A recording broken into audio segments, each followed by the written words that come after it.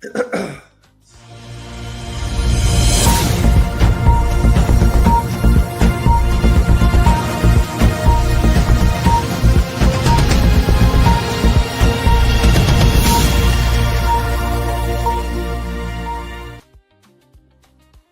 right, gentlemen, we are back, and it is another wonderful Wednesday, as always. And we got the likely crew in the building waiting for one more. See if he's gonna pop on. See if dude's gonna be able to make. Not sure if he will or not. He's got a lot going on right now, so we'll see what happens. But as always, we'll start with how everyone's week has been going. Wig, you up first. How's your week been so far? Like I said, just me and you on here, bro. I can't complain. 'Cause I promise you, it's somebody else that got it worse than what we got it. So you're right. Lynn, Yes, sir. how have you been this week? A little bit of this, a little bit of that. Had some victories, some losses. Working on a huge opportunity. Oh wow! Yeah. I'm gonna call it right now. It's life-changing money. Oh, I love it. It's gonna work out for you. Yeah, it is. It's gonna work out for you. I love it. Okay, and Rich, Let's get to it. Let's get to it. So get to it we will. And so this week we got a hell of a topic, I think. And the reason why I say that is because I think the implications of the Supreme Court even taking in consideration or hearing, allowing the thought of mail-in ballot being contested is an oddity to me. Right? I don't understand it, but I don't need to. I just need to be able to hey Juan, to be able to dial in and figure out, anticipate what's going to happen after that. So with that being said, let's jump right into it. Getting into it. So the Supreme Court has been hearing the argument against, I would say, I don't necessarily want to say against so much mail-in ballots. But One thing, there's a couple of different issues. yeah, there are multiple different issues, right? When they can be, when they should be considered valid, when they shouldn't be considered valid.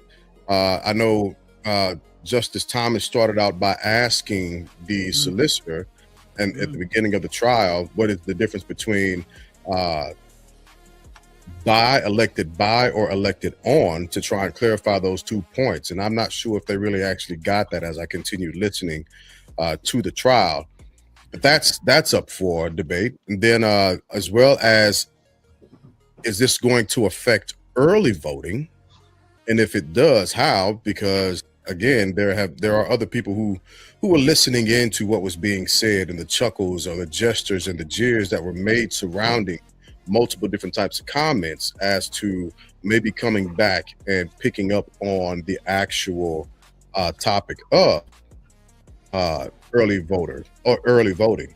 But I guess in general, yes, I thank you for pointing that out, Wanda. The POTUS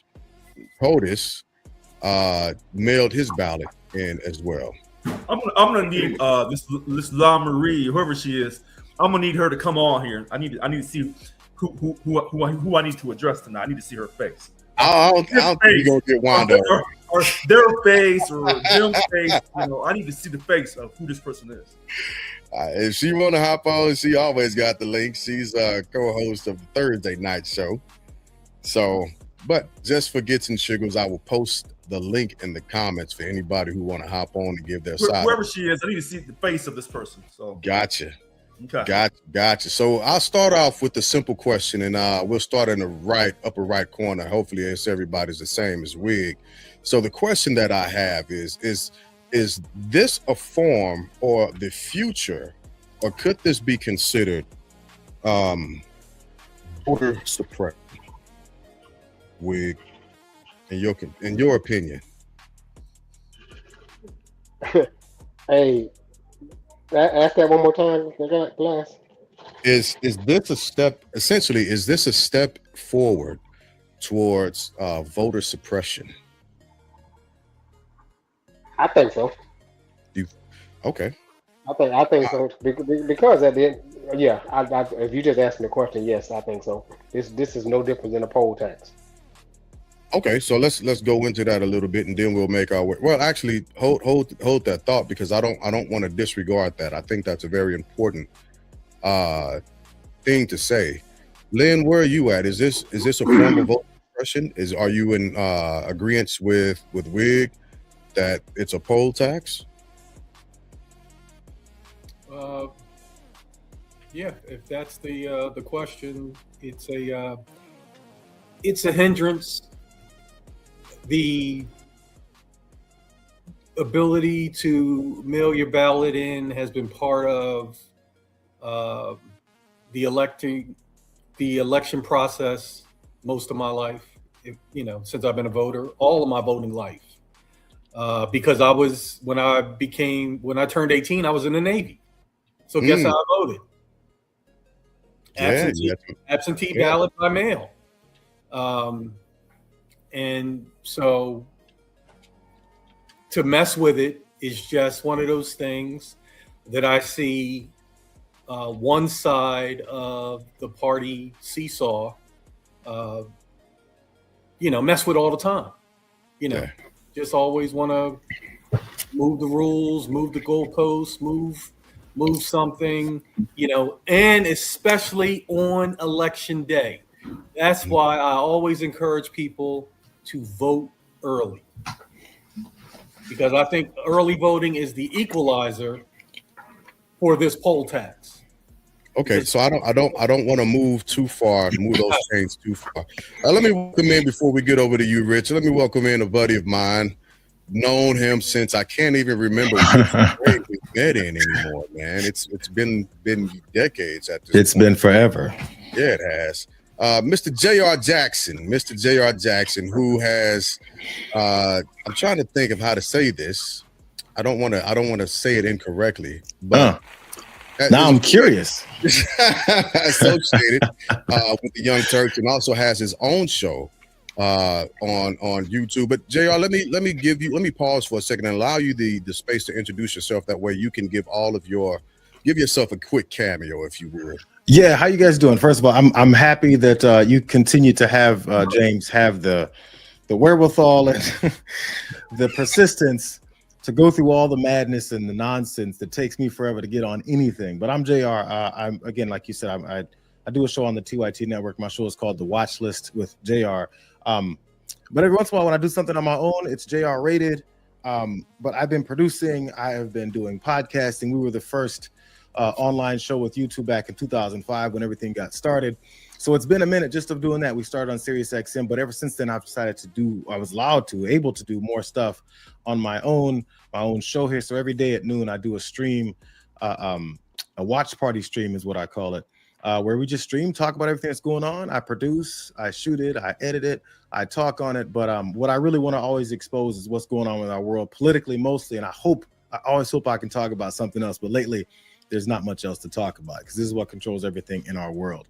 And I know I've seen you, James, on here providing truth, cutting through all the BS.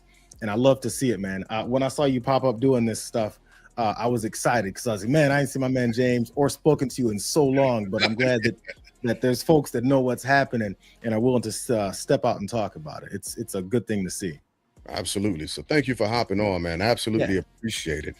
And so right now, tonight we were talking about the mail-in ballots that have been debated, as it were, if that's what you want to call it, in front of the Supreme Court, with the justices actually pushing out different questions. And some of those questions have been direct. Some of those questions have been on the opposite side of where counsel has decided to be. and some unfortunately have been in line with. So the first question that we started with, and I'll swing back around to Richard. Essentially, the question is this voter suppression? And a poll tax is already mentioned, as well as what you called in when you hopped in here, the mention of early voting. And I wanted to pause on those two topics just to get the basic question, essentially. Again, going over to you, Rich, is this voter suppression a form of?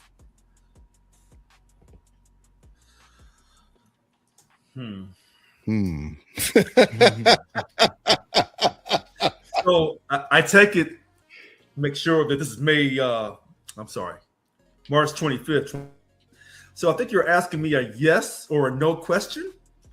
Not necessarily, right? Because I know how you feel about yes and not necessarily. I know how you feel about yes and no questions. You feel as if it's a setup.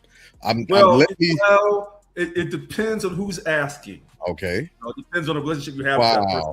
Wow. When they ask you a yes or a no question. Well, the framing was free. It's an open framed question, so you don't have to worry about a gotcha moment. Well, listen, maybe after we have an intellectual conversation about the facts, or maybe it's about the feelings. I don't know. Then maybe I can answer that later on in the show. But I do want to say this on this La Marie. She makes a point faster than I can get my 2 cents in, that President Trump mailed in his ballot. So one of the things he's trying to do is, allegedly stop all the mail-in ballots, allegedly, because when you look at the Supreme Court, the Supreme Court, do we want to stop this mail-in ballot situation? And I think we read last week or 2 weeks ago, it's not truly about stopping it. It's about limiting mail-in ballots. So until we talk about these issues and really narrow down on a mail-in ballot, then I can come back and tell you, yes, this is possibly a form of voter suppression, or this is a form of a poll tax. So okay. All right. That's how I have to answer that. Yeah. Jay, where are you at with it? What are your thoughts on it so far? We're talking specifically these mail-in ballots. Am I right? I'm sorry, I jumped in. Right. A couple minutes right. We're talking specifically right now. We're talking the mail-in ballots, but we're going to absolutely expand the parameters in a second. Well, I mean, there's so many different ways that they're trying to figure a way around direct voting. I mean, as I think Richard, you pointed out, there has been those stories about the ways in which, even in the past, not even just recently, that the president himself has voted by mail.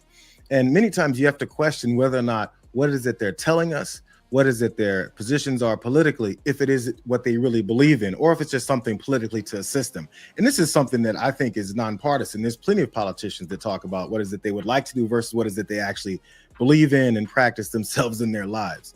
And when it comes to their personal lives, that's when we tend to dig in. But sometimes when it comes to their lives or their positions or the way that they act when it comes to the relation to the American people, a lot of times we like to be hands off with that. And I'm not really understanding why. If there's some kind of sexual scandal, everybody loves to talk about it. And that's something that we can decide everything based off of. But when it comes to the way that they maybe have standards or principles, which they say they believe in versus what is it they do, that's where sometimes I have problems. Because look, why are there different rules for different people? I mean, we kind of see it right in front of our faces. I was just listening to CNN this morning, and they were talking about how, I believe it was Delta Airlines, if we're talking about the long lines and TSA not being paid, how they've made this determination to then now have important people, quote unquote, have to go through the same 3 to 4 to 5 hour long lines in some of these airports. And the anchor was saying, oh, nothing is an equalizer, like everyone having to go through the same process. And that's just said, and there was some chuckles behind it. Why is it that we're willing to accept that there's so many people that we openly will accept have a different outlook or a different experience in our entire system versus the rest of us? And in order for us to really drive home that they shouldn't be doing this that way, is to force them to live the life that every rest of us live. What is it about these folks that allows them, in this particular case, the president, to talk all of this that he talks, then without following through on doing it the same way? And we're just willing to accept it. He'll be exposed. He'll be talked about the way that he does these things, and we'll point it out, but then we'll move on. Nothing is ever done about it. And those mechanisms come from, again, those other less powerful individuals in these elected offices that are unwilling to do it. And is it out of fear? Is it out of unwilling to lose their position of hierarchy of a power? Or is it that they believe something completely different and they're hiding it from us? I believe like in this country, we're reaching this point because we're in this age of extra information. So many people can see so many different things. And as people are finally realizing what it is that we've always kind of experienced here with this, some people having less power than others, as it's spreading to more and more people are being upset about it. So the fights that happen are turning into bigger fights. They're turning into exposures of the way that things have always been. And maybe some of us that have been disenfranchised the most have been screaming these things from the rooftops for decades. I mean, since we got here, if we're talking specifically from our experiences. So I guess that's a long way of saying, I'm not sure how we can get, the majority of the country, the people here, it doesn't matter what political side of the aisle you're on, because Republicans vote by mail, Republicans have mail-in ballots and all that. But for some reason, the discussions are always based upon who it is that's opposing this president based off of their mail-in ballots, when there's so many people who use mail-in ballots. So I guess, again, one more time, the short answer is, yeah, it's a way of disenfranchising voters still in the same place.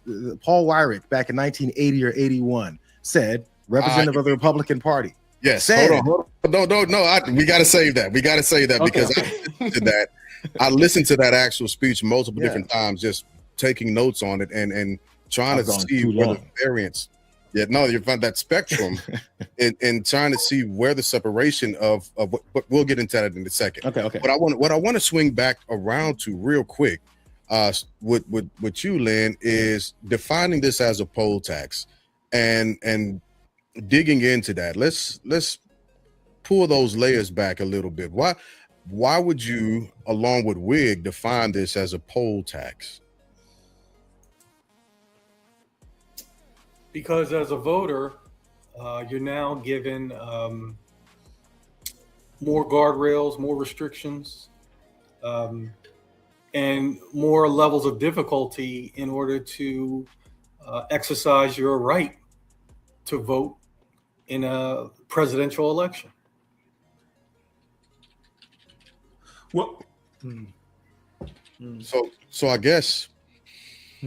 So because there's another way of looking at that, right? And one of the things that was mentioned already is the hurdles that our culture has always had to face in getting to the polls in general, right? Now, as it would stand, we still face hurdles, whether it be being in line at a certain time, making sure you don't pass out from dehydration, thirst, or getting arrested for giving people water or sustenance while in line.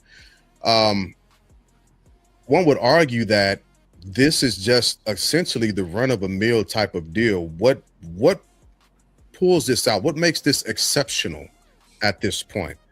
Why is this an exceptional thing? Just because, again, our Constitution is umpteen hundred years old at this point. There needs to be revisions. There needs to be some changes taking place, and I think we can all agree to that. So where do you start it? And is this the wrong place to start it? Right? So Wig, I'll let you dig in on that a little bit. Or if you want to swing back and pick back up on that, Lynn, by all means. No. Let me go second or third on that one. You got it. That was a lot. Okay, James, I have no problem staying on it. You know, when you see a situation where the rules change while the game is being played, that's always suspect, in my opinion. You know, when you start out with this president, you were able to mail in your ballot. You were able to go and adhere to whatever the rules for that particular state are. I've been here in Texas for 24 years, and I'm accustomed to going to the polls with my ID, with my voter registration card, in case. I've never really had to pull it out and use it, but I have those two things with me when I go to vote. I've never voted by mail since I've left the military. So how that process works, our resident mail-in expert is above me, Rich.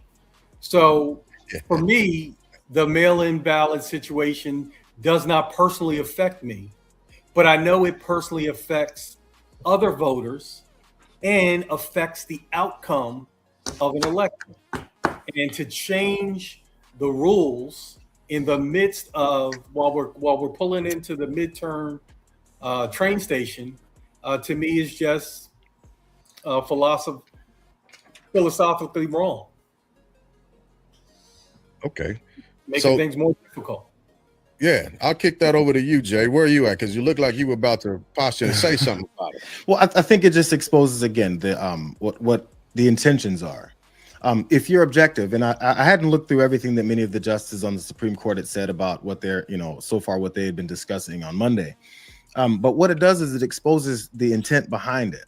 So if you're actually looking to improve our election systems, first you have to identify where the problems are. And many of the problems that have been identified aren't actually problems. The level of voter fraud that's happening is at such a minute level. It's not something that has decided previous elections.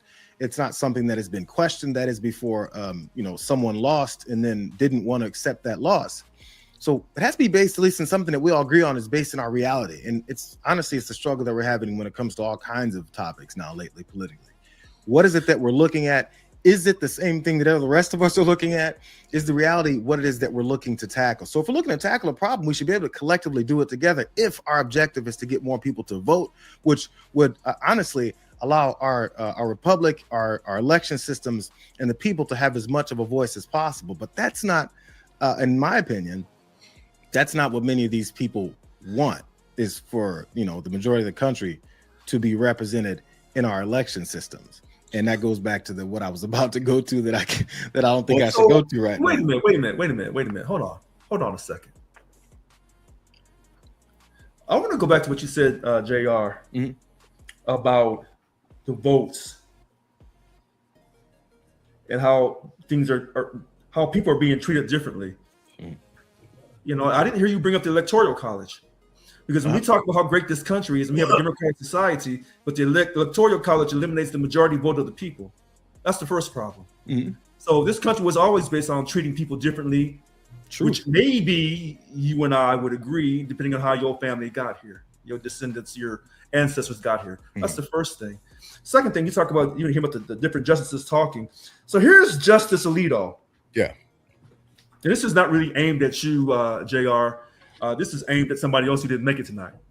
So Justice Alito says, real prospect of fraud. We don't have election day anymore. We have election month or we have election months, he said.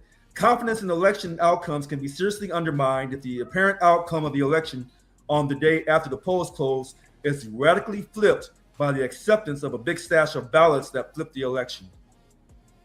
Now, that's just one quote by one justice from Monday, I believe.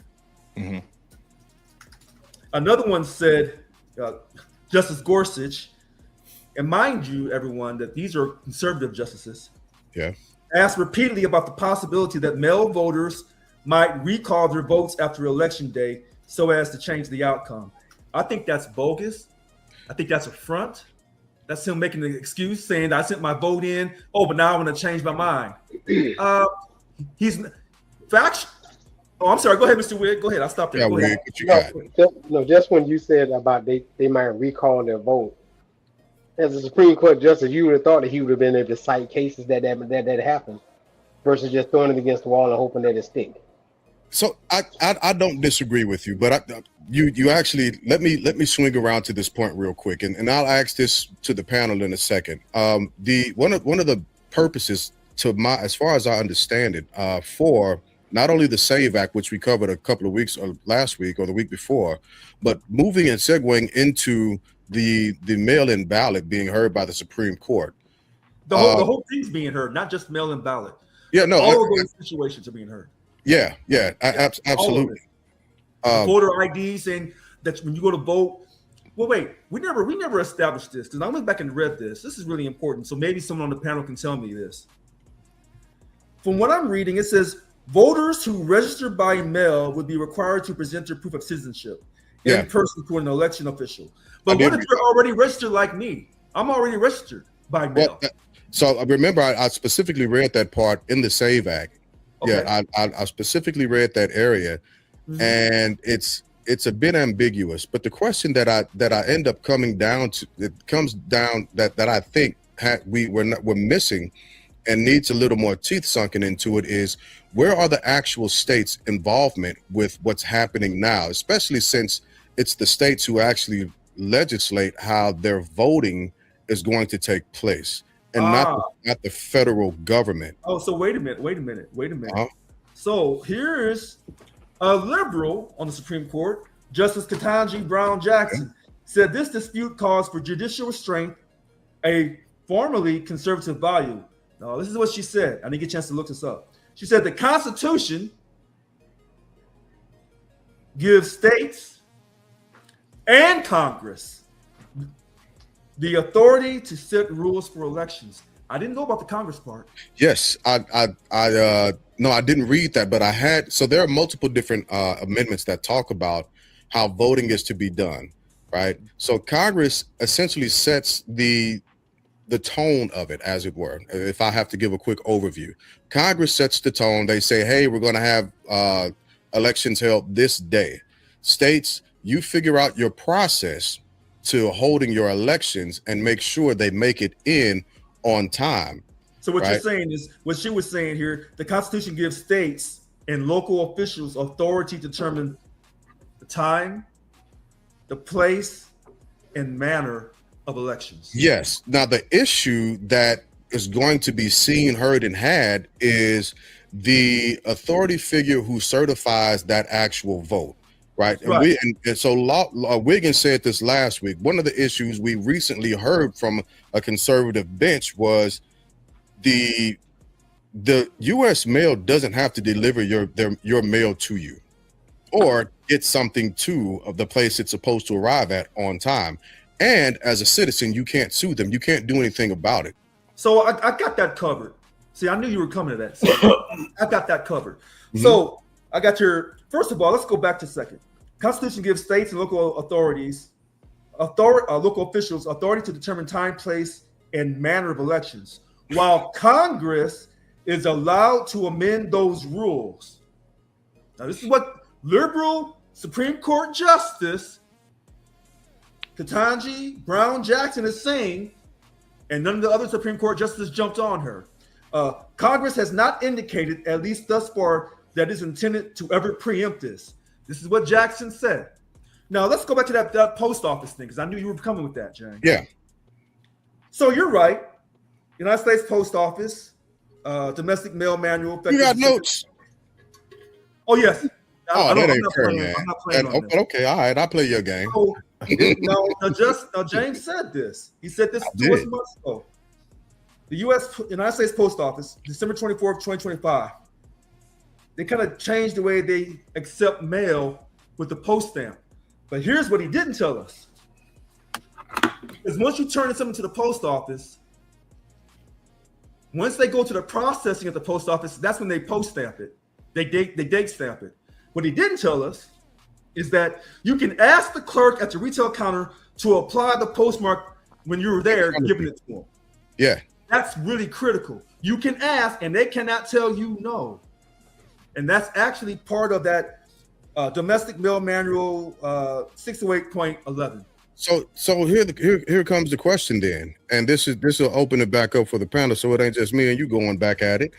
Okay, is that going to help anything, any part of the situation? So you can get it stamped right ahead of time, but what's being said in Supreme Court right now, essentially, is what's being called into question is when it's actually certified, or should it be counted after a specific time, right? Just because you got it stamped, if it doesn't arrive to the proper clerk at a specific time by the date or on the date when the incumbents are supposed to be elected, is it to be counted anytime after?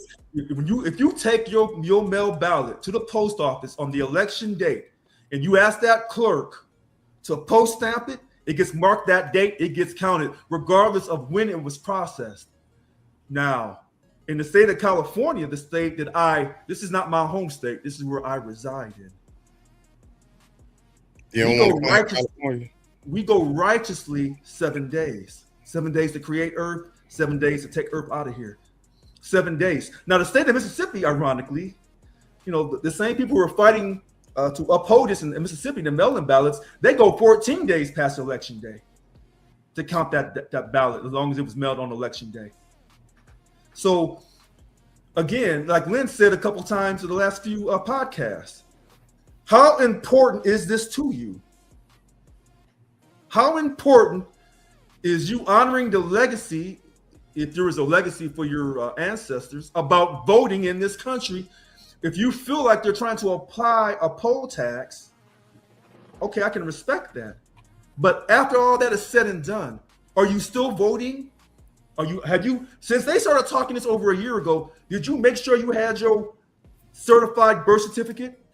Because some of you tell me, you can't afford a passport. Did you make sure you got the new driver's license, real ID, so they can track your every move? Did you do that? Because if you got a real ID, you had to use a birth certificate to get a real ID driver's license. So this whole year has been going through. Instead of arguing, did you try to get your birth certificate by contacting your state Bureau of Vital Statistics? Did you do that? So I hear what you're saying, and I let everybody else hop into, but I don't think that this should be directly put on the voter, right? Okay. Because that's not a fair thing to do, right? Okay. If you look at the SAVE Act, there's a provision in it that says that the states would have to conform to the actual act 30 days after it has been essentially placed into law. Right. Jay, do you have your currently, do you have your birth certificate? I do. Lynn, do you have yours? Yes, sir. Richard, do you have yours? I got 2 or 3. Wig, do you have yours? I'm but I'm not. No, I believe you. Okay. Say again, Wig. Yeah, I got mine.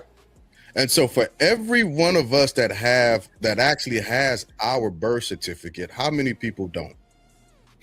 How many of us know someone who does not have real ID, birth certificate, any of these 3, passport, any of those documents? Do you know anyone that does not? Allegedly, I didn't check the source. Allegedly, Black folks 30 and under, half of them don't have any of this. Allegedly. Where that's based in.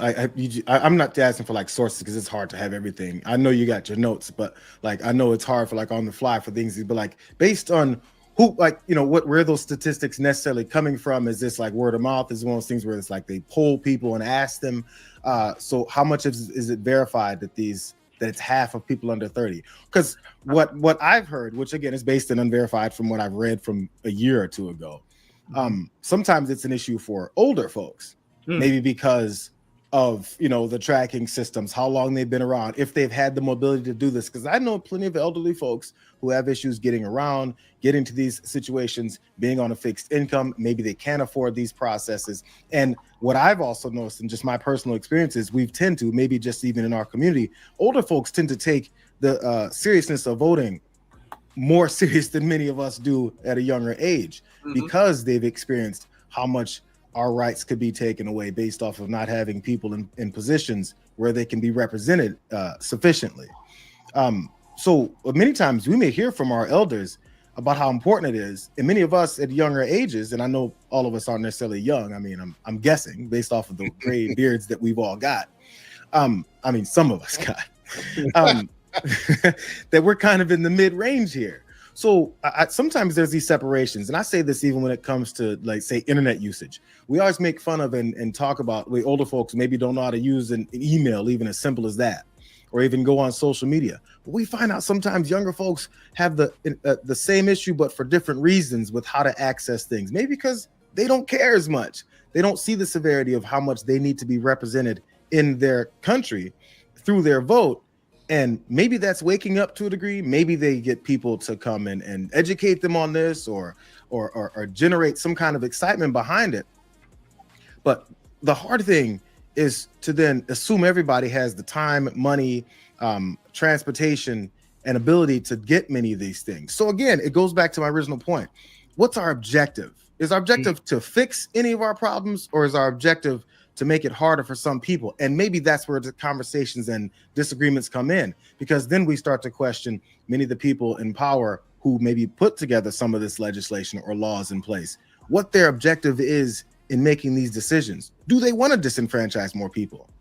Or do we just trust their intentions based off of people that we just don't know? Well, hold on, Rich. Hold on. Get 1 second, Lynn. I need you to jump in there, because this was one of the points that you had talked about a couple of weeks ago. You asked a very similar question about this very thing. So if you could just refresh us on what you actually said during that time. I believe you're referencing my comment about Black people have ID. Yeah. And just like Jared just asked the question, how many people do you know who do not have ID? I don't know anybody that I would have to do some serious research, some canvassing, and a whole bunch of things. We have ID. Now, what we're not doing, enough of us, is exercising our right to vote.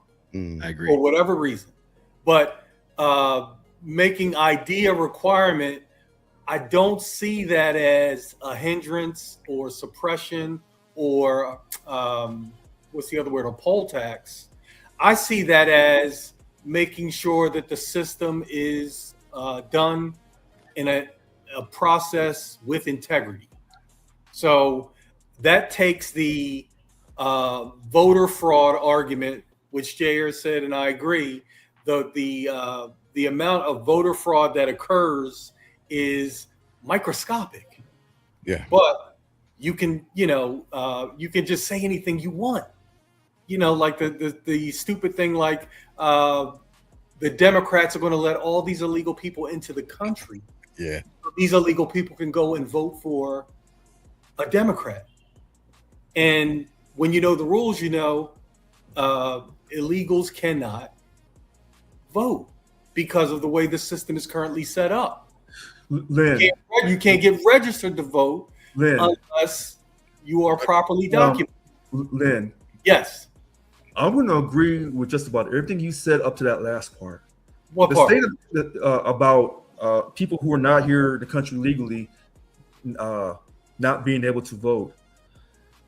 And I wish I was talking to my friend from DMV. Here in the state of California, it's very interesting. Because here in the state of California, if you somehow get a driver's license, they automatically send you a voter registration. Right. But is it a real ID? Since they went to the real ID, I am not sure. I'm sure that someone who is here illegally cannot get a real ID. That was the whole purpose of that process. So, and you know what? You're probably right. So listen, can someone here illegally get a driving privilege in the United States? A notebook. Yes. Write that down. But that's not enough to get registered to vote in a presidential election. So Right. what President Trump, and I'm not trying to defend President Trump on this, I think this is garbage. Prior to having to get a real ID in the state of California, if you got a driver's license, they would automatically send you a voter's registration. Now, when they send it to you automatically, did that guarantee you that they was going to pass you? Did they do any checks? They were supposed to be doing checks to make sure that giving you the driver's, because you got the driver's license, allowing you to register to vote, they had to make sure that you were a U.S. citizen. They should have been doing that. Can I guarantee you that was happening? No, I cannot. Okay. And because California is such a huge state in regards to electoral votes, and President Trump accuses California trying to destroy the country, a lot of this that he's aiming at is aimed at California. Well, yeah, because Newsom is giving it back to him the same way he gives it to everybody else, and he can't take it. And that's fine, because Makes what's him fair shit on himself a little bit. Yeah, so that's all I got to say. I'm done there. So let me read this, Wig, and then we'll jump over to you. I pulled this up, and this is the AI overview of what we're talking about. It says approximately 3.8 million voting age American citizens, about 2%, lack any form of citizenship documentation, such as a birth certificate or passport. Furthermore, roughly 21.3 million U.S. adults cannot readily access these documents, with younger adults The age was that specifically is 18 through 29, and people of color facing higher rates of lacking identification. And then it goes through key findings of birth certificate ID access. Voting age, about 9.1% of American adult citizens, or 21.3 million people, do not have a birth certificate, passport, or naturalization certificate easily available. Total lack of documentation, approximately 3.8 million voting age citizens completely lack any of these documents, according to 2024 survey from the Brennan Center of Justice and others. Age gaps, adults aged 18 through 29 are more likely, 31%, to face potential voting issues due to missing or outdated IDs compared to just 11% of those over 30. And that study is from the Center of Democracy and Civic Engagement. Gender, I'm not going to go through the gender, but I looked at the down here demographic disparities, and it says race. People of color, 11%, are more likely than white people, 8%, to lack easy access to citizenship documents. That's what the AI overview on Google is saying. Now, whether or not that's 100% accurate, I can't say, because I haven't had the time to dig in, but I will look at those actual referenced areas to figure that out. But it's saying that we don't have documentation by and large. So wait a minute. We talked about this over a year ago or 2 years ago. There was a percentage of young black folks that was marching on Black Lives Matter, saying that the police were out of control. Okay, so historically in America, we know that police have not treated African Americans correctly. And I said this. They said, well, Richard, are you out there marching? I said, no, I'm not. I said, why not? Because I'm saving my vote. My vote. And so when all those young black folks were marching, I thought to myself, do you have a driver's license? Do you have a birth certificate, social security card? Are you a registered voter? In fact, more importantly, when you young black folks is talking about my black ass, saying I ain't holding it down, but when your black ass gets caught up in the system for a crime you didn't commit because you didn't have no damn ID on you, tag brother North St. Louis, you just caught a case, and then you go to the jury, you can't find no black folks except for my black ass on the jury pool. See, and this is where things get funny. So all that marching, and it did work for a period of time. But what I want to know long-term, young black folks, because I didn't start voting until later on in life. I was stuck on stupid. But nobody really came at me and questioned my blackness. Because if they had, I would have been voting a lot sooner. Because I knew growing up what I was supposed to do. I just didn't do it. So all that Black Lives Matter and all this hip-hop music and all this and that, do you have a real ID? Do you have a social security card? Do you have a birth certificate?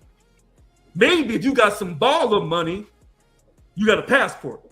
Some young black folks who are balling legally, they got passports. I hate to say this, but it feels like you're kind of wagging your finger in the camera, like, and saying, "Get off my goddamn grass, young person." I am, and if I come across like Dr. Cosby, then I ask you to forgive me. if I am. Look, you don't want to come across like Dr. Cosby.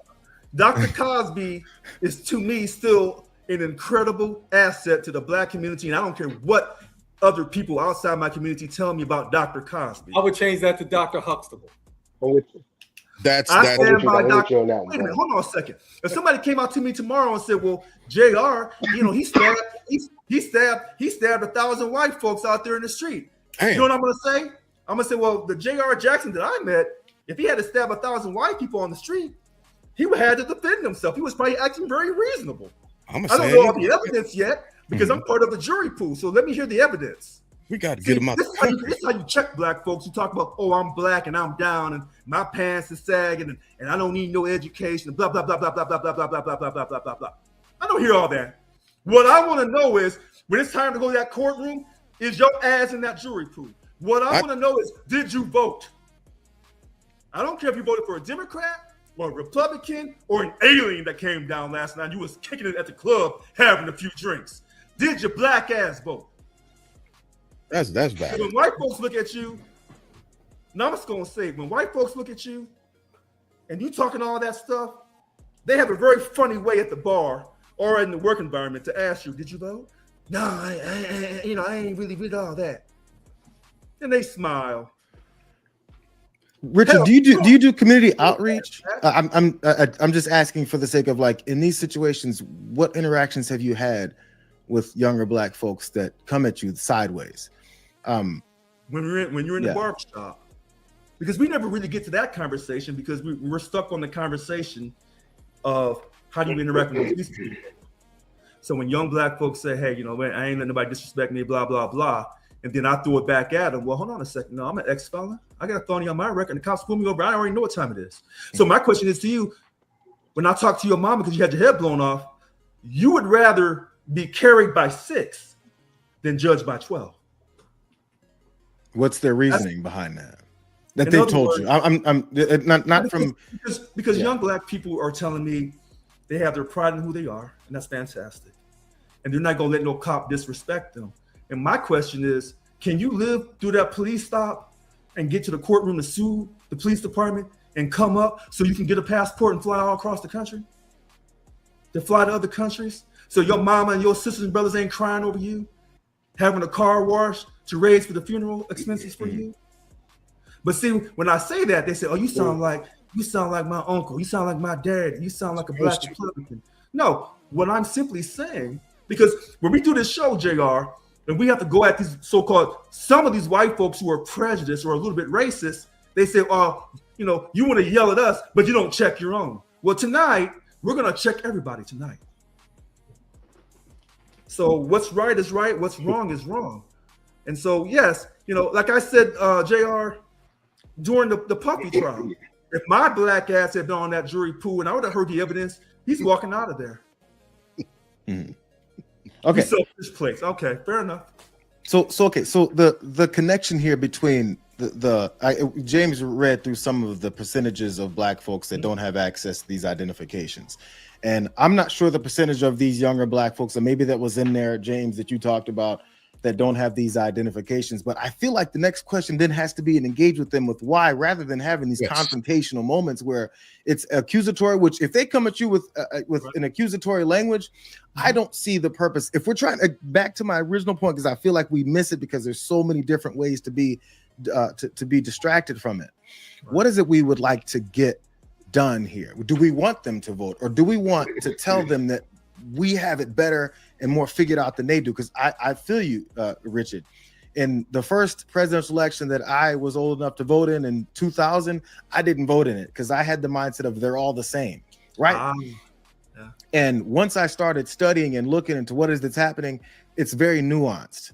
And we like to simplify things just as a country, because honestly, how many different things do we have to be stressed out by looking into, taking care of, from childcare to jobs, to eating, to taking care of your family, to continuing to feed your marriage, to just living and getting by. So when the police are behind you and you're trying to get to your job, or say you catch a case that I didn't stab these 1,000 white folks, I don't have the time, money, or patience to go through this entire court system to get through the point where I got to prove myself from 12 people who traditionally in this country always did things the wrong way because of our inadequate justice system, which we continue to work on to this day. So there's a lot of factors that go in, and I know all these cases aren't the same, because we've seen plenty of Black folks that sit in the car, hand the license, the real ID, and say, I have no weapons, my hands are on the steering wheel, and their Black ass still ends up dead. So we still have these situations that happen. Philando Castile in Minnesota, you talking about that particular isolated case? That's and it's not the only one. Okay. So I agree with you on that. Yeah. And so if I'm just, even the family of Philando Castile, that's my only brother, and I'm never gonna get over that. So when the money is raised at the car wash, or when moms and sisters are crying over it, they're still crying right now over it. I don't see them having any reason to trust this system, that is, until it starts catering to them the way that it catered against them. So I would just like to know more of the stories behind these younger Black folks that maybe are in a club, or maybe they're not in a club. Maybe they've got $100,000 worth of school loans that they're trying to figure out how to pay off. There's so many different stories. I just want us to be able to understand that there's so many of them. Wait a minute. As a reasonable person, JR, I know you're right, and so does the whole panel, and so does everybody watching the show. you're making a reasonable argument. But the argument that I'm making is that if you in this country is going to achieve something, you're going to do it legally. Now, at the end of the day, after all the different reasoning, the way you win in this country, at least what they tell us, some people, is through the court system. And all I'm simply saying is, to all those black folks in the 60s that put their lives on the line, people like Medgar Evers, gone. Malcolm X, gone. Dr. King, gone. The little black girls in the church down in Birmingham, gone. All those black folks, Emmett Till, were their lives taken for free? Because even if you don't, because people get mad at me because I don't vote all Democrat. I don't belong. I'm a no party preference. Let me repeat this again. I'm a no party preference. Yeah. So, put that in all caps. No, it's in the thing. No party preference. So I'm simply asking people, particularly young people, but not just young people, because Lynn pointed this out. So many black folks refuse to vote. And JR, when you said that you thought all the elections were basically the same, you know what, JR? I'm not going to criticize that at all. I think there's a whole lot of truth in what you said. But in order to complain about the process, and then I'll shut my mouth. In order to complain about the process in this country, how do you do it? Well, some people say you have to get a job and pay taxes. I'm going to say you vote as You got to well. participate. Yeah. And this is the crux of our argument. And I don't think this is an argument, a discussion. Apologies. How do you participate? And do the powers that be make it easy enough to participate as... Okay, so you live in California. You live in Los Angeles, Richard? Sacramento. Lynn, I see you got the USC hat on. First of all, apologies for not shouting you out first off. Fight on. That's my alma mater. Oh, his alma mater. Look at Mr. Glass. Normally, man, I gotta fight. Yeah, you do. Like your name, Mister. You got a dude in Ohio that went to the Ohio State. You got somebody else that went to Alabama. I actually am a Temple alum. Oh, okay. Lovely. My first college football experience Uh-huh. at the age of 9 was the Battle for Los Angeles, and my grandfather took me, and that's why I wear this hat. And the last time one of the last times I was with my grandfather, I was at the Texas USC game. Not the Vince Young one. I hope it wasn't the Vince Young Texas USC. It was that was the one. I thought we was gonna have a nice rapport today. That was the one. I'm just saying I was there with my grandfather. And you know what? You know what he said? He said in 70 years of watching football, that was the best football game he ever saw. It actually was and close. He lost. Yeah, it was close. My favorite was Fresno State. Reggie Bush going crazy. Gotcha. That's when I literally thought I was gonna pass out. I almost think I lost the train of my thought now. How do young people participate, or how do you participate in the process? Yeah, so the education on it, the ability to go and find out where to get these things. I've been surprised. By the way, my attitude as far as in 2000 when I didn't vote, it's nuanced now because it takes that much research, that much looking into the people and their platforms, and then once you look into the people and their platforms. The reason I asked about where you guys are in California is because I used to live in Los Angeles. I moved down here to Louisiana 2 years ago. Well, JR, I'm actually in Houston, Texas. Okay. Do not go to the airport. They actually had a 30-minute wait today. No way. What's going on? They had a window. It was on the news. They had a window, and the wait was 30 minutes. I don't know what they did. I don't know what happened, but there was a 30-minute window earlier today. It's probably back up to 4 hours now, but they had a window.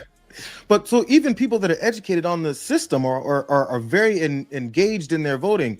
If you look at some of these propositions that are put forward, and again, my experience was in Los Angeles, so I assume it's in many other parts of the state.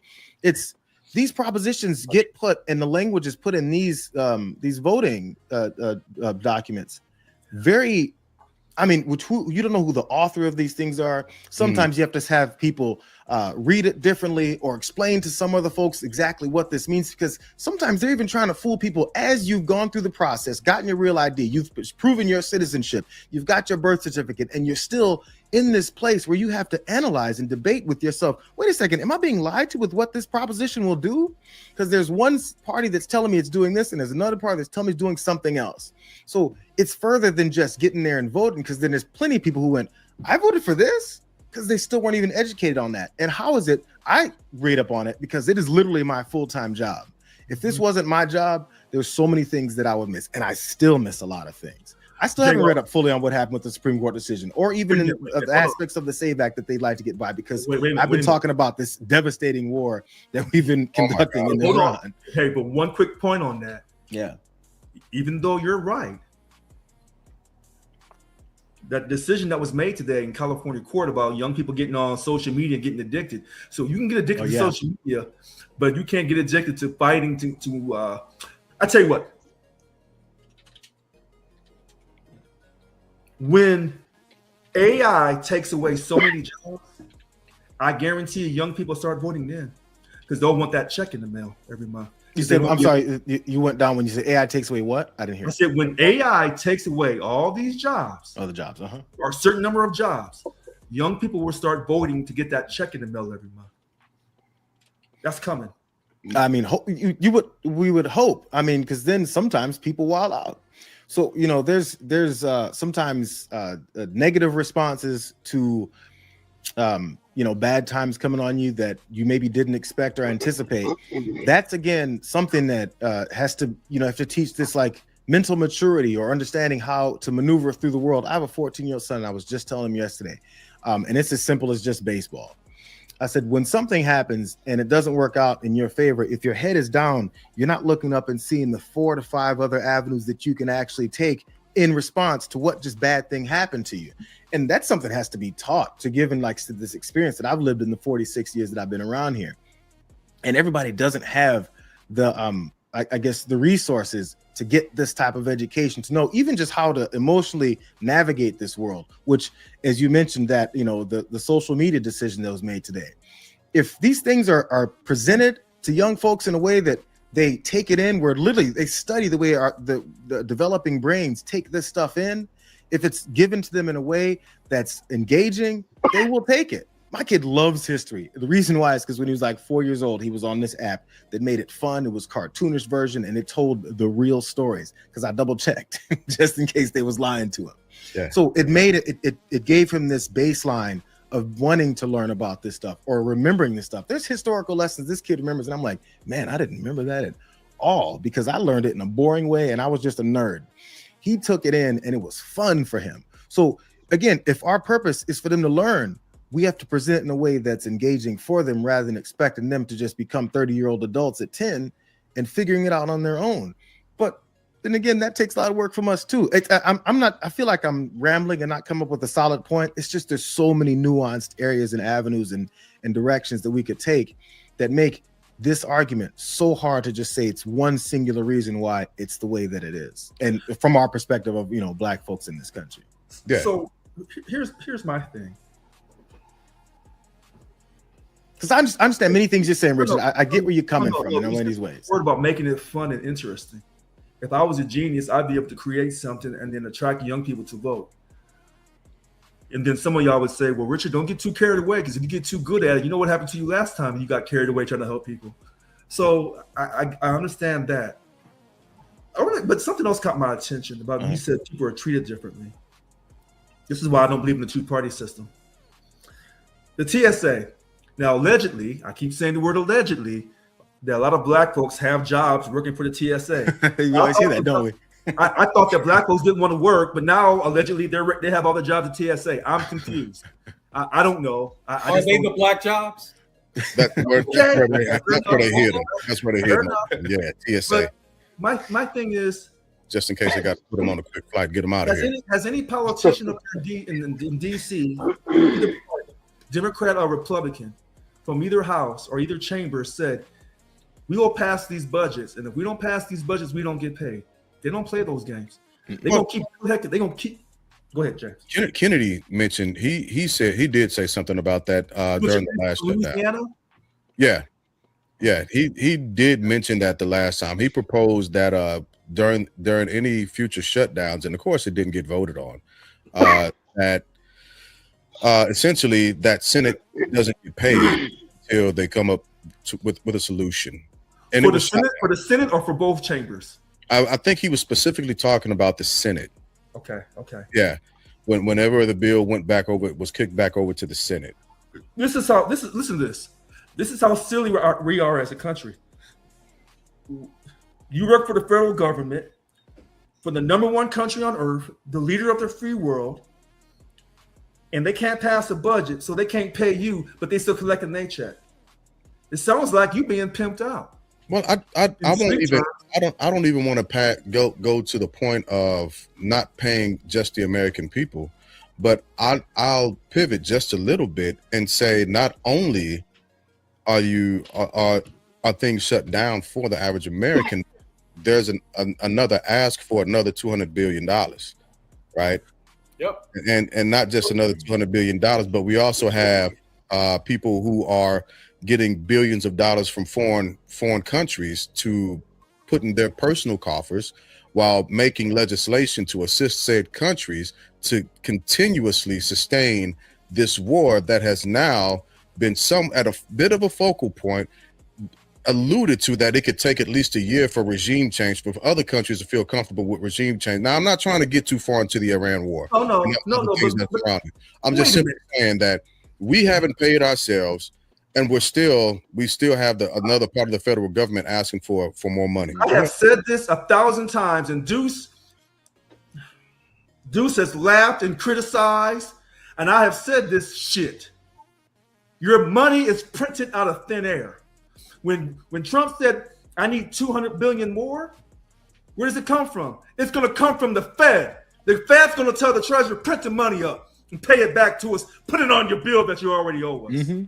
Yeah. So you can print money anytime you want, Mr. Glass, to support a foreign country. But if you said we're going to have universal health care and take care of our own U.S. citizens and create the best school system so we don't need foreigners to come over here, you would say, oh, we can't do that. That's the Republican shit. No, I was in a bit of a debate with another brother of mine, and I made that exact same point, essentially saying that you can't tell me that doctors and nurses, you can't tell me that we have to sacrifice the quality of our healthcare system because we expand it to universal healthcare, right? And still make public healthcare available for people if we are requesting an additional $200 billion to fund Wait a minute. something that we're not, a war that we're not at war with. How many billions, and I'm not trying to sound anti-Israel. I'm always got to qualify when I say shit. You shouldn't have to, but I shouldn't understand. have to. Yeah. How many billions go to Israel every year? I thought it was 4. Lots. How much? Lots and lots. Yeah, it's fine. 10 billion go to Israel every year. Okay, you said that's our number one ally in the Middle East. Okay, fine. You said that's God's chosen people. Subjectively. Let's move on. Okay, but you can't spend some money here to educate our children. You know what? This is worse than being prejudiced or racist against black kids. When you can't educate your own white kids, you've got a problem. I'm serious. If you say we ain't educating your black ass, Richard, because you ain't gonna act right, you're not grateful how we brought your ancestors over here. I am conditioned in this country from the time I was born to accept that. But what I cannot accept is when you tell little white kids they're not good enough. I can't accept that because they weren't raised to accept some shit like that. Now you're sounding like Elder Paul Mooney. That's who you're starting to sound like. And this, but you know what's, as I guess in reference to what I was mentioning earlier. Please go ahead. Actually, before you go, yeah, go ahead. Go ahead and expound on what you were mentioning earlier. I think we're ready for it. I was going to say it a bit differently, but yes, by all means, go back to the 1981. Oh no, I wasn't going to be on that. It was. If you want to go to, it's cool. No, you got it. Go ahead. As we're seeing, we got this system, this capitalistic system where these corporations, these billionaires, the amount of money that's being siphoned their way from bills to just our system and the way our workforce goes, it has to come to a head because there's only so much that can be taken from the majority of the people in the country that goes to the fewest at the top. So the more and more people, referencing Richard, the white folks getting educated thing, it's now crossing into those lines because there's just not enough money left. Now, the rural white folks and the white folks that don't make over $100,000 and the white folks that aren't millionaires, they're starting to get their education system cut down. They're starting to get, their food cut down. They're starting to get to the same degree that, many folks, because of what we look like and where we came from, always got. And that's what's building more of this coalition of people who are like, hold on, now you're coming for me? There's so many people that voted in certain ways in past elections and went, I didn't vote for you to come and take away my rights. I voted for you to take away someone else's rights. And now they're just as mad as everyone else. So even when you mentioned the Black Lives Matter protests in 2020, there was plenty of white folks out there. Yeah, plenty. I was out there. Because it's become this collective mindset of us sharing the same experience now that many of us have been disenfranchised from, have been beaten down for many years in this country. And now it's spreading to more folks than just through the color of folks' skin and their backgrounds and their accents and their parents, but more because of they just don't have the same positions in life of being ultra wealthy, or at least somewhat adjacent to that. So I'm just, my whole point being is, there's now it's stretched beyond just us and other folks like us to be disenfranchised and kept from the same opportunities in this country, which we've always said everyone's had the same opportunities. So it's gonna get worse because there's no limit to how much they're willing to take in order to give to the folks who literally don't need it. I think the voting thing, and that's why I think this voting thing, this is a loser for President Trump. His voters are gonna be hurt by this. Yeah, this is a losing. If someone says, "Hey, people should all have to vote on election day or have their mail-in ballots postmarked by the election day, deadline," that's reasonable. And then you say you got a week. 2 weeks is a little bit too long. Those votes should all have been counted within 3 to 7 days after the election day. That's reasonable, and he's not wrong on that. But what he's trying to do is really trying to really squeeze it to where he can make people so upset that they don't want to vote. In my opinion, is that kind of a poll tax where you make someone so upset they don't want to vote? It's subjective. But here's the biggest trick of what he's doing. Because I've defended him on some of the things he's done, and then some things I totally disagree with him on. He's going to muddy this so much that no matter how much the Democrats win in November, he's going to discount it. And then he's going to blame the Republican Party for not getting the bill passed and say, I didn't do anything wrong. Well, yeah. Now, he hasn't tried that stunt yet in Florida, where in the state house in Florida, where his district in Mar-a-Lago got flipped to a Democrat. He hasn't done that yet. Not yet. But all these things. But my thing to black folks is, if you know that they're out to really try to take your vote away, if that's how you feel, can you please start now contacting the Bureau of Vital Statistics? There's somebody in your family that knows how to do it. Now, your mama probably has your birth certificate.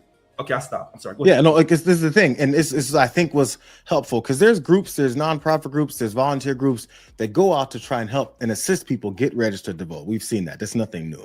Yep. And even those groups started to be demonized as if they're doing something fraudulent in helping folks in these positions. So it goes back, I'm sorry for saying it the fifth time. What is our objective here? If the objective collectively in this country, Republican, Democrat, or anyone in between, to get the most people registered to vote, and even if you want everyone to vote on election day, how do you make that happen? You have to analyze what people's hurdles are in getting there. Sometimes it's based on just because you live in Alaska and you're in some rural area and you have to drive 45, 50 minutes to get to the polling location, and maybe you don't have gas because it's up to $4.15 a gallon, or your car done broke down, or the weather's inclement. Any of this stuff that goes into it, we have to figure a way where that could potentially happen. I've got a coworker who's said for years, why don't we have a voting holiday? How come we don't take off the day to vote the way that we take off the day for Christmas, for Easter, for Columbus Day? Damn. I can't take it sometimes, some of the things we take off days for, because it's not that important to the powers that be. Because as you were about to get to, James, they don't want more people to vote. Yeah. And so even before I get to that point, Wig, you haven't jumped in a while, but I need to hear from you. So the question that I'll start with you on, just bringing it back around to where we are with mail-in ballot stuff. Is this well, it's actually two questions, right? Because I know we've got to push off soon.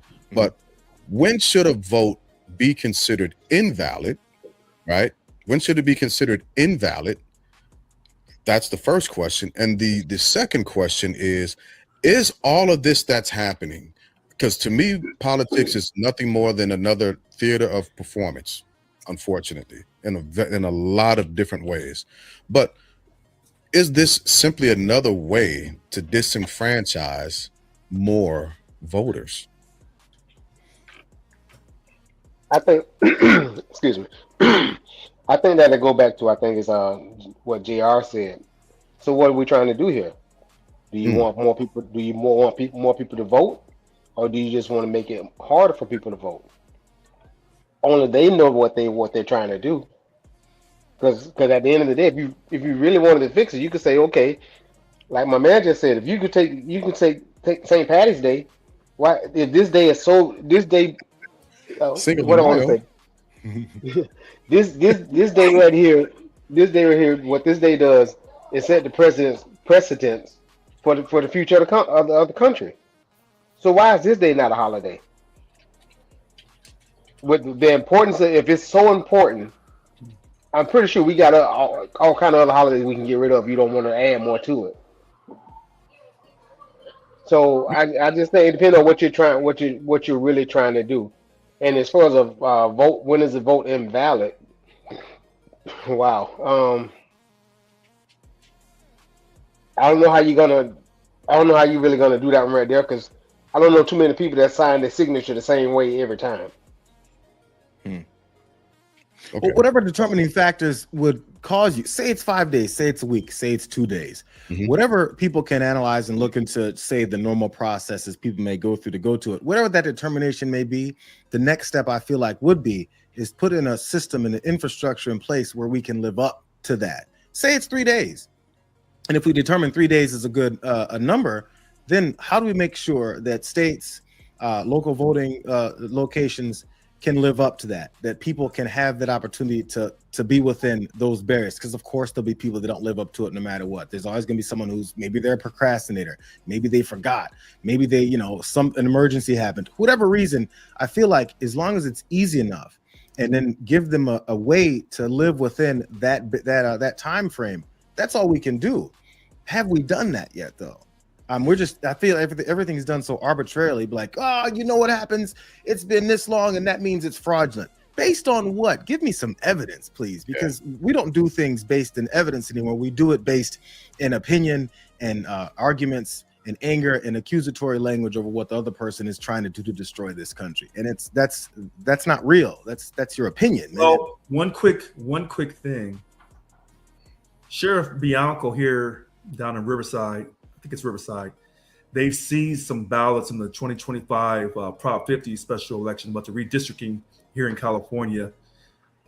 So he's claiming election fraud. But I want to go back to what you said about, establishing the rules for a federal election. Now, when I said this years ago, all the Republicans jumped on me.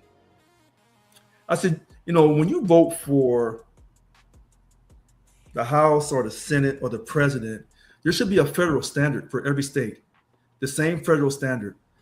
And they said, no, because you're violating the Constitution. The states can decide the time. How we do it. Ironically, this individual, President Trump, is being a hypocrite to the Republican Party because he's trying to nationalize federal voting. You're listen to this. You are trampling on state rights. But see, this is why some black folks say that some white people are racist and full of it, and they speak with a forked tongue.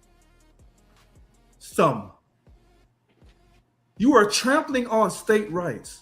Because trust and believe, if Obama was talking about doing a federal standard, right? Yeah. It's a joke. It's a joke. So when I tell people on here, I look at each issue, and I don't always go with the Democratic side. I don't always go with the Republican side. But on this particular issue, I think overall, the Democrats are right. Overall. So, Okay. but unfortunately, if you ask me to predict what the Supreme Court is going to do, they're going to say, you know what, JR? They're going to give you what you want. They're going to say, if that mail-in ballot is not postmarked by the post office on election day, and it's not, you cast it on election day in the mail-in, and so you ask the postman to postmark it. If that thing's not counted within 7 days, it's not counting. They're gonna shut that down. And they're gonna be no more 2 or 3 weeks or 2 or 3 months. No, they're gonna have that election results done within a day or 3 days, like you said, JR, on that issue. And the question after say they shut that down, will they then allow communication to be put forward that that's the way it'll work? I mean, the other part of what gets people disenfranchised is purposeful misdirection and misguided language about even what election day is. Forget mail-in voting, forget counting ballots a week late. There are political figures and there are political movements that literally target certain people in certain areas that they know won't vote in their direction, and make sure and try to misguide their mindset of when this is even happening. So if there's language about how long you have or the hurdles you have to jump to get to it, they'll make sure you don't get that information. Oh yeah. Well, no, because James said it in that bill, the states have 30 days to implement it. Yeah, that's the rule. But how do people get that information? Say they're not connected to all this information the way that, like I said. Oh no, when the Supreme Court when they make this ruling, and allegedly this ruling is going to come out June. Okay, June. They should come out sooner than June.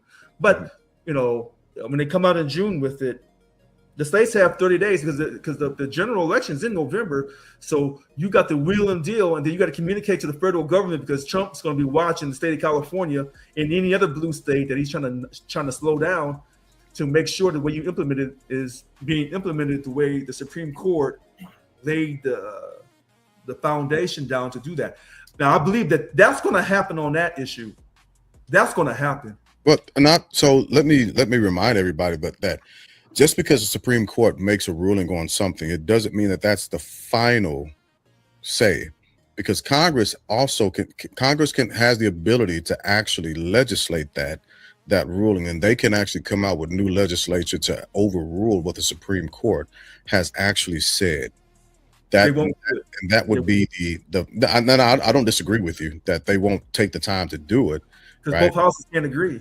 Exactly, and it'll be another shutdown and a stun and a formative measure, and somebody ain't getting paid again. Somebody kid's gonna be hungry. But let me slide this down to Lynn and ask you the same two questions.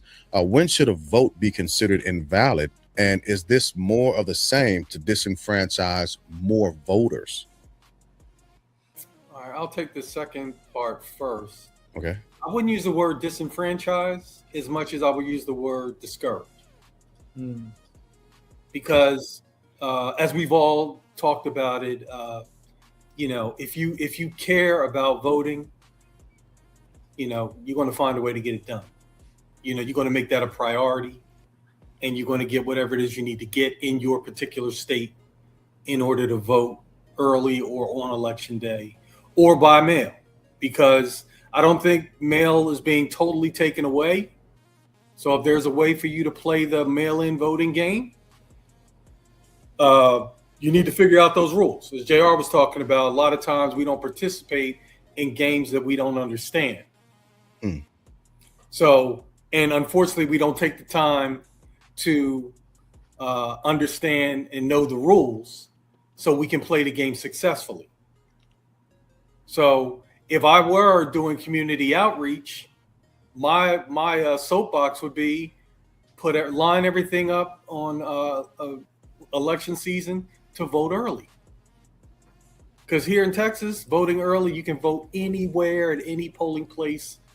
It's like 90 places, but on election day, I got one choice.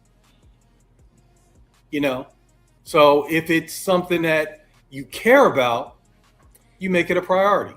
I thought I came up with the quote, "What you care about gets done," but it was actually Drucker because I looked it up. Who said it? Because I've been saying that most of my life. Because I believe it. What you care about gets done. Lynn, I think you should take that. That's we'll rewrite history. I wouldn't have known the difference. I'd have been like, hey, listen, Lynn said so. Lynn said it first. And give me the first part of the question again, because I want to make sure I answer that. And so the first question was, when should a vote be considered invalid? So you're talking about a mail-in vote that was properly postmarked when it arrives. Yeah. I would say a week. Okay. And the reason why I'm asking this, take a week. Let's take the time to get it right, so then we don't have to have this fraud conversation. Right. Because if you do it in 3 days, you can have one side saying that wasn't enough time. I agree with Richard. In Mississippi, 2 weeks, it's too long, because that's not efficient or effective. But I think a week is, in my opinion, the right amount of time to check it once, check it twice, and check it a third time if necessary. And then, because we've been waiting all year to vote on Election Day in November, right? Is another week for the accurate results, the integrity results, is another week that long to wait for? I don't think so. Okay. And so let me qualify why I'm asking this question, because again, states are different when it comes to actually getting that count completed, right? Again, like we just had the two different cases. One state is a week, another state is 2 weeks, and then there's another state that allows up to 30 days, right? So 30 days. I can't remember exactly which one. I have to go back and look, but depending on the parameters surrounding it, especially if they have a lot of military members who are mailing in their ballots, and I wanted to touch on that before we ended, but we'll come back around to that maybe next week. Or that's a good point, though. I hadn't even thought about it, James. And I'll get to it another time, because I've used absentee voting while I was in Iraq, right? But because of these different outliers, expats who live in the Philippines or Thailand or Vietnam, Japan, so on and so forth, their votes, depending on what's happening globally, their votes can get hung up. Right. My sister sent me something from Japan during Christmas, right? And it should have gotten here at Christmas, but it didn't get here until early January, because of all of the logistics that were tied up between the air and the sea. It was frustrated cargo, essentially. And did tariffs weigh in on that? Tariffs did not weigh in on that, because she had actually purchased the merchandise in Japan and sent it over to me. Gotcha. So what through the Strait of Hormuz? Fortunately not. We're gonna be swinging back around to Iran next week, but there are hangups in global shipping. Even when I was in Iraq, I sent all of my equipment back home, like most of us do. When we figure out what all we're going to use, what all we're not going to use, we'll ship our stuff back home. Well, my equipment, some of my equipment didn't make it until after I actually got home. Not just that, but I'm a logistics guy, right? That's what I'm subject matter expert in as far as the Army is concerned. But there were also boats that had civilian contractors who were popping our locks on our American ships and taking the doors off of our connexes and stealing our equipment. These things have been known to happen. Same thing can happen with our votes. So some areas, some people have to have a bit of a longer grace period, depending on the situation, to get those votes in or recast. I don't disagree with the week. I think a week is solid, right? But depending on where a person is in the world, a citizen is in the world, we'd have to allow for a little more grace, which would extend that out amongst all of the states respective to the residence of the person that's abroad. I tell you what. President Trump is not going to ignore military votes. If you ignore military votes, what is snail mail? If you ignore the way the military operates. Well, you're giving them a lot of credit on that one. if you Woo! or listen to this. This is again, I call people on their hypocrisy. You talk about how great our military is, and these people, these men and women, no longer transgender because you can't be. I guess you can't be transgender and be in the military anymore. Yeah, But that's these men and women are putting their lives on the line for democracy, and then you would ignore their votes. These people, taxpayers, protecting our national security, and when they want to vote from across the ocean, you're going to ignore their votes? No, that's hypocrisy. Let me throw this in here. The basis for argument at the Supreme Court right now is based on law written in the 1800s, which is directly pointing to how soldiers were voting during the Civil War. So if that's not telling how antiquated our process is at this point in 2026, that's so to your point, like, yeah, the answer is yeah. People will be like, yeah, whatever, we don't care about them. But people generally say when they cast us aside, oh, they knew what they signed up for. Okay, so okay. I Throwing it out there. at a certain point, all my cursing and outrageous behavior. At a certain point, when you ignore your military veterans, I can't. I'm done talking to you. But let me also make this point, because I don't want to steer clear of this. And the president, our current president, has never been a strong advocate for military members. Let's make no mistake about that. He's given multiple disparaging remarks towards service members. Hell, here recently we had a war hero that passed. A war hero that passed, a Marine. John McCain? No, I'm talking about Mueller. Mueller. I'm sorry. He said, "I'm glad he did." Mueller. He was a Marine. This guy was a decorated freaking war hero. And instead of our president taking a presidential stance and at least honoring his service, he disrespected this man. Now we're talking about a draft dodger. This is where I'm finna be disrespectful. I just want y'all to hold on real quick. We're talking about a fucking draft dodger. Somebody who said that they were injured. And I'm finna talk about his lineage, because his grandfather did the same thing in order to get out of Germany. His grandfather did not want to actually serve in the German military, ran to Canada, started a whorehouse, tried to get back. Germany said, nah, we're not taking you. You didn't leave our country the right way. You have to get kicked out. You're no longer a citizen here. Finds his way here. That's his lineage. Let's make no mistake, right? And then he's a draft dodger, talking about a man who risked his life to serve, to not just serve his country, but save his fellow Marine.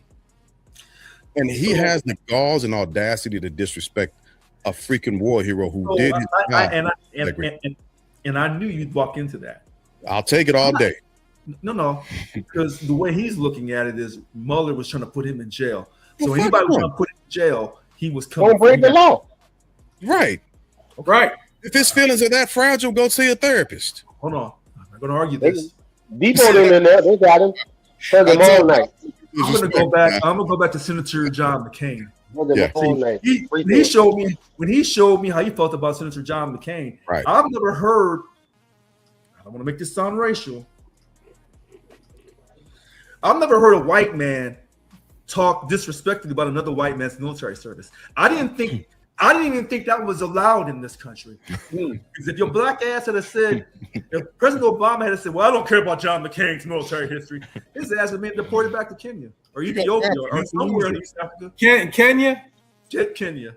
Okay. Because you know what's so funny? What's so funny about the Kenyan thing is that now the legitimacy of the birth certificate is unquestioned. Yeah. Now I bring in a birth certificate. There's no question, but the birth premise was so stupid from the outset. And having that argument with anybody, because I had to get kind of hoodish with some folks. I'm like, look, if Obama was born in Kenya, did he tell Michelle? Mm. And if he told Michelle, then Michelle tell her mama. Mm-hmm. And if Michelle's mama knows, what's up? Yeah. So, I lost friends over this thing, where it was a conspiracy that this baby born in Kenya, like the Lion King, it was all set up for him to one day be the president of these United States. So is the birth certificate a legitimate piece of paper? Well, Or is it, you need a short form, you need a long form, what you need? Well, you know what? Listen, I won't even. I think that's silly. But my question, not to get off subject, is President Obama really related to the Bush family? Well, they showed that he was. Yeah, the Lewis Gates show. Yeah, we showed that he was. Some kind of distant. So when they came up with that conspiracy before Lewis Gates came out with it, because there was a big conspiracy in the conspiracy world many years ago that he was part of the Bush family and he had been selected to be president. Yeah, see, that's nonsense. That's trying. Okay. That's a lot of doing. I'll let it go. I'm not saying that it's not possible. All I'm saying is it's a lot of doing. I'm saying it's not possible. Okay. Maybe not possible for five. Yeah, that one is possible. Yeah. Listen, Nah. you keep asking. You know what? You keep asking about when is the ballot, the mail-in ballot. Yes. Ballot. And Yes. I'm going to tell you the answer is it depends on the state that you're in. That's the It answer. does. Yeah. You're 100% correct. The legal answer. Not So the subjective. let's fix it on this panel. Let's give them a solution so they don't have to think about it. Are we all okay with a 7-day grace period?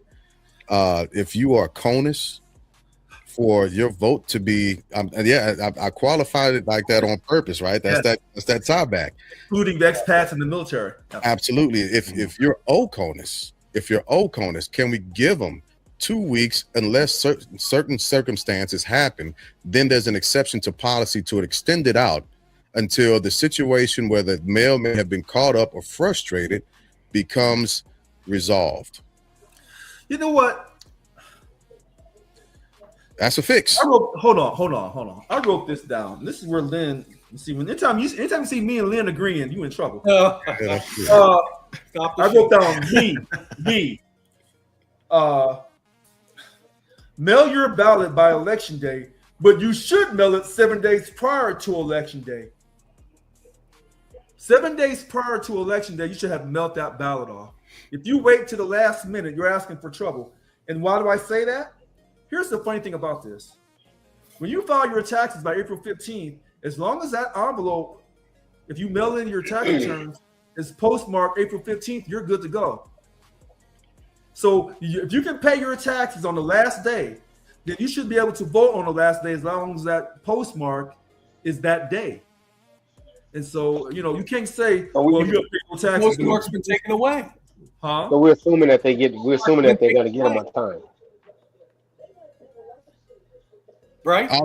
All I'm saying, like, even with that, make sure y'all send a copy of your birth certificate in with your taxes. Not just that, but when you're paying them. Yeah, if you got to do it for the SAVE Act, I don't see why you shouldn't have to do it for your taxes. If that's the case, if you are up for the draft, make sure because they're not asking for your birth certificate if they're going to draft you. Wait a minute. Hold on. You don't have to bring your birth certificate down there?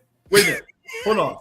That's a great point. You should say that over and over and over again. But here's my thing about taxes. Wait a minute. Here's the thing about taxes. I don't want to know if you are a U.S. citizen when you send your tax return in. You know why? All I want to know is you filed your taxes, and if you owe me money, you pay it. And if you're here illegally, Richard, that's not even a scam. See, if I'm illegal and I'm working, you can take taxes. Right. And I can't get them taxes back. That's true too. But if I made so much money and I was claiming 2 exemptions, and I owe the federal government $2,000 when I send in my tax return postmark April 15th, 2026. I don't want to ask you if you're a U.S. citizen. All I want to know is your checking account and routing number correct? 2,000, good enough. Right. Thanks, Miguel. Right. Thanks for all your hard service. So last question for the panel. Last question, and then we'll move on to around the horn. Jay, I'll explain what around the horn is in a second. Mhm. Last question for the panel: is this whole debate being taken to the Supreme Court about mail-in ballots? Is this actually needed? Is it relevant? Is it something that should be re-examined? And if so, if you say yes, why? Wig, I'll start with you first. Actually, no, I won't. My bad. Jay, JR, you haven't had a chance to lead out with one. So this whole fight with over mail-in ballots, is it worth it? I think, okay, so strictly based off of what we've seen, the history behind it, the level of fraudulent voting that comes from mail-in ballots, I don't think so, which I think was the original point that I had. Why are we doing this? So this is my opinion. I think we're doing it to keep more people from voting, or to question the results of votes of these elections, because as we've seen in previous very recent elections, there's been disputes, even though there's been adjudicated, even though it's been challenged, and those challenges have all been listened to, debated, and then rejected afterwards of their validity. I feel like we've already gone through all of this, and this is just another leg to try and make sure that fewer people have this opportunity. So I actually don't think so. And because of the conservative versus liberal slant on the courts, there's this expectation or hope, maybe even from this president, that things will turn out his way because of what he figures should be some loyal justices. They're going to rule in his favor. Because the times that they didn't, one of these very recent times that they didn't, on this tariff policy, he was incensed, pulled his hair out, couldn't stop posting about it, wondered why people like this, that he put in their positions, that he feels they should have some kind of a fealty to him. He was upset about it. So it's always this test. This is the last ring. He thinks you can beat me in these lower level courts. You can beat me on these every time that I appeal to it. But these guys at the very top court in the nation, they should be on my side. That's my opinion based off of the recent history, what I've seen him do. So I don't think there's much validity to the reasons why we need to go about this. But even if you do, if you adjudicate it to the degree of trying to figure out how we're going to actually fix what he says needs fixing, it still won't work out for him, because if you're looking for those answers, we're still going to have more people voting. He doesn't want that. I think there's ulterior motives here at play. Got it. Lynn, I'll push that over to you. Yeah, I agree. But I'm gonna stick with my word, discourage. Okay. Because sometimes that's all you need to do. Yeah. If somebody's on the fence and they get discouraged, they're not going to act. And that's really all you need to do to have your way. Because I agree, when less of us vote, they get their way. Because when it's inclement weather, or when it's really tough to get out there and vote, those people on the conservative side, they go out and they get it done. I've seen it. Where when I'm looking for my teammates, I don't see them showing up. I got a real thin bench, sometimes. This election that we just had, the primary, last month, earlier this month, where Jasmine Crockett had 1 million black votes in my county. And they didn't vote for her. 180 voted for her out of 1 million. Registered voters who looked like me. And then when she lost, they had all this stuff to say. But if you had just went out there and voted for the woman, then you wouldn't have anything to complain about. But this stuff right here is done in a way, and I told you my whole thing about leadership. We have a leader who... Anybody have daughters? No. Would you ever want your daughter to marry a man like the current POTUS? No. No way. Like I said last week and the week before, every Trumpster that I've asked, could he be your CEO at work? 100% of them said no. But you voted for this dude for the highest office in the land. Now make that make sense. So this is his way of trying to figure out how to win. And like I tell my wife all the time when she asks me, why men come up with these corny lines, to get at them. I said, because they work. Yeah. And she said, oh, they don't work. I said, see, you don't, let me define work for you. It only has to work one time. And it works. I'm in sales. Any sales pitch that you use that gets you to close, that's going in the vault. And why would you say that? Why would you do that? Because it works.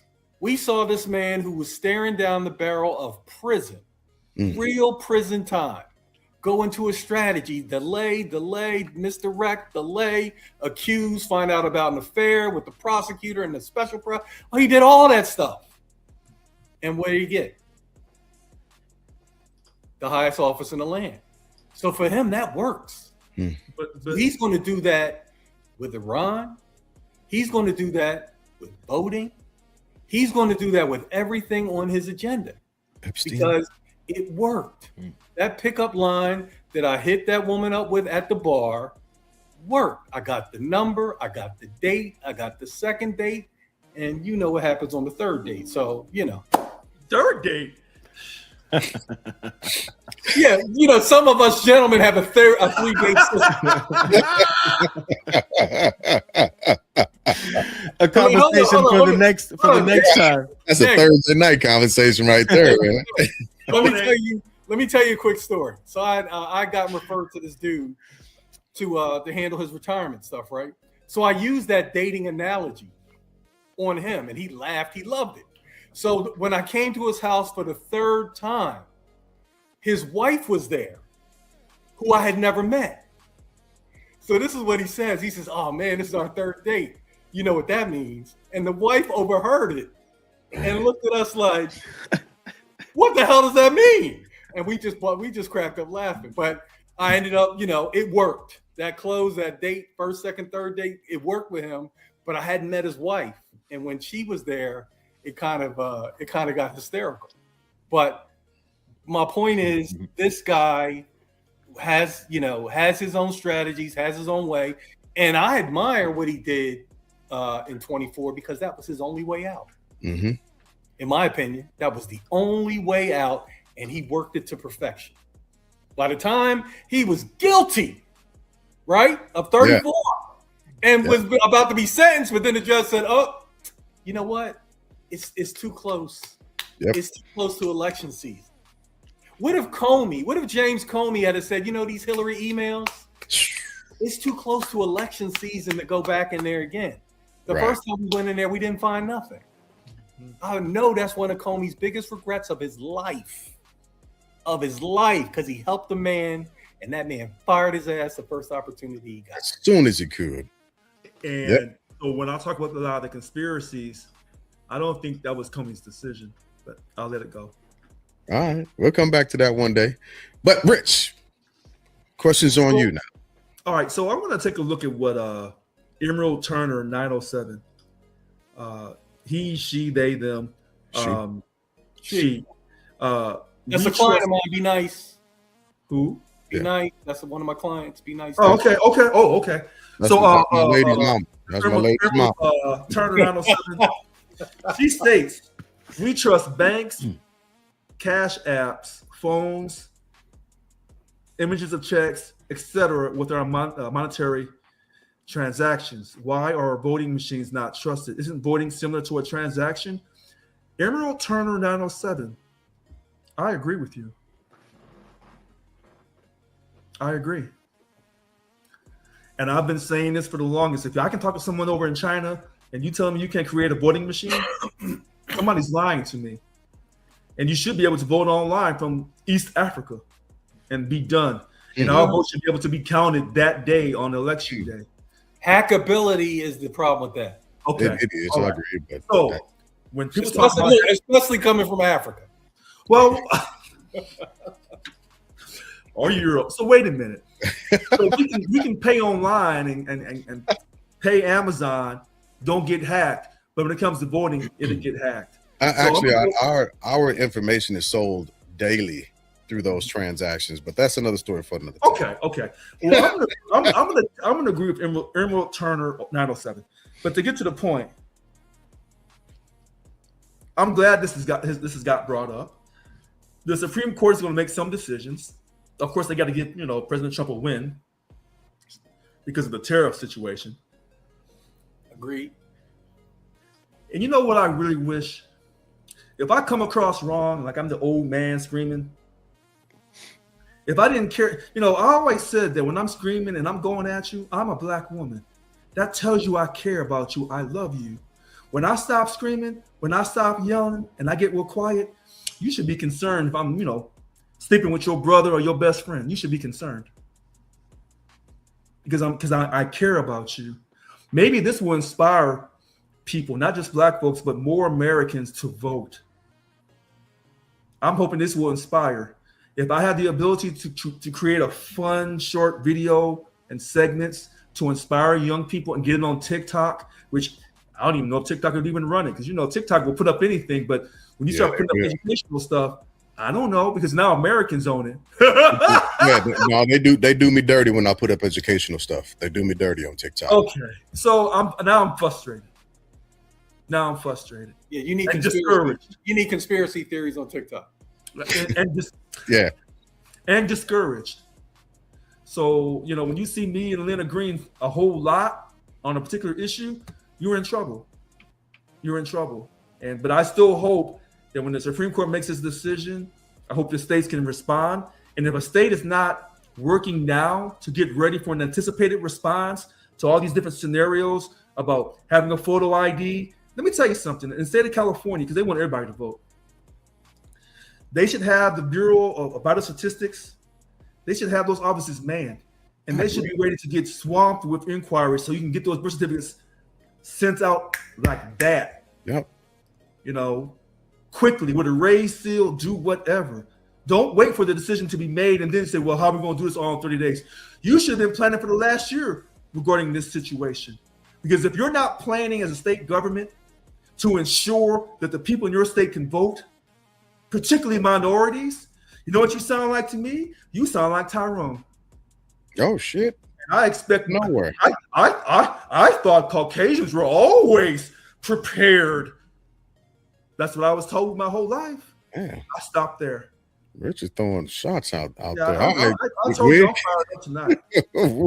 What about you, man? And black folks and white folks. I'm not going at Latinos or Asians. Nope. This is just between black and white tonight.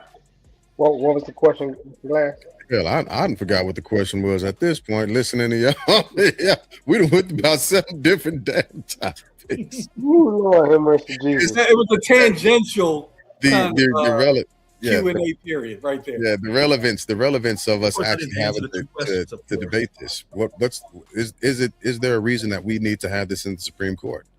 Mail-in ballots. Well, I didn't answer it. Okay.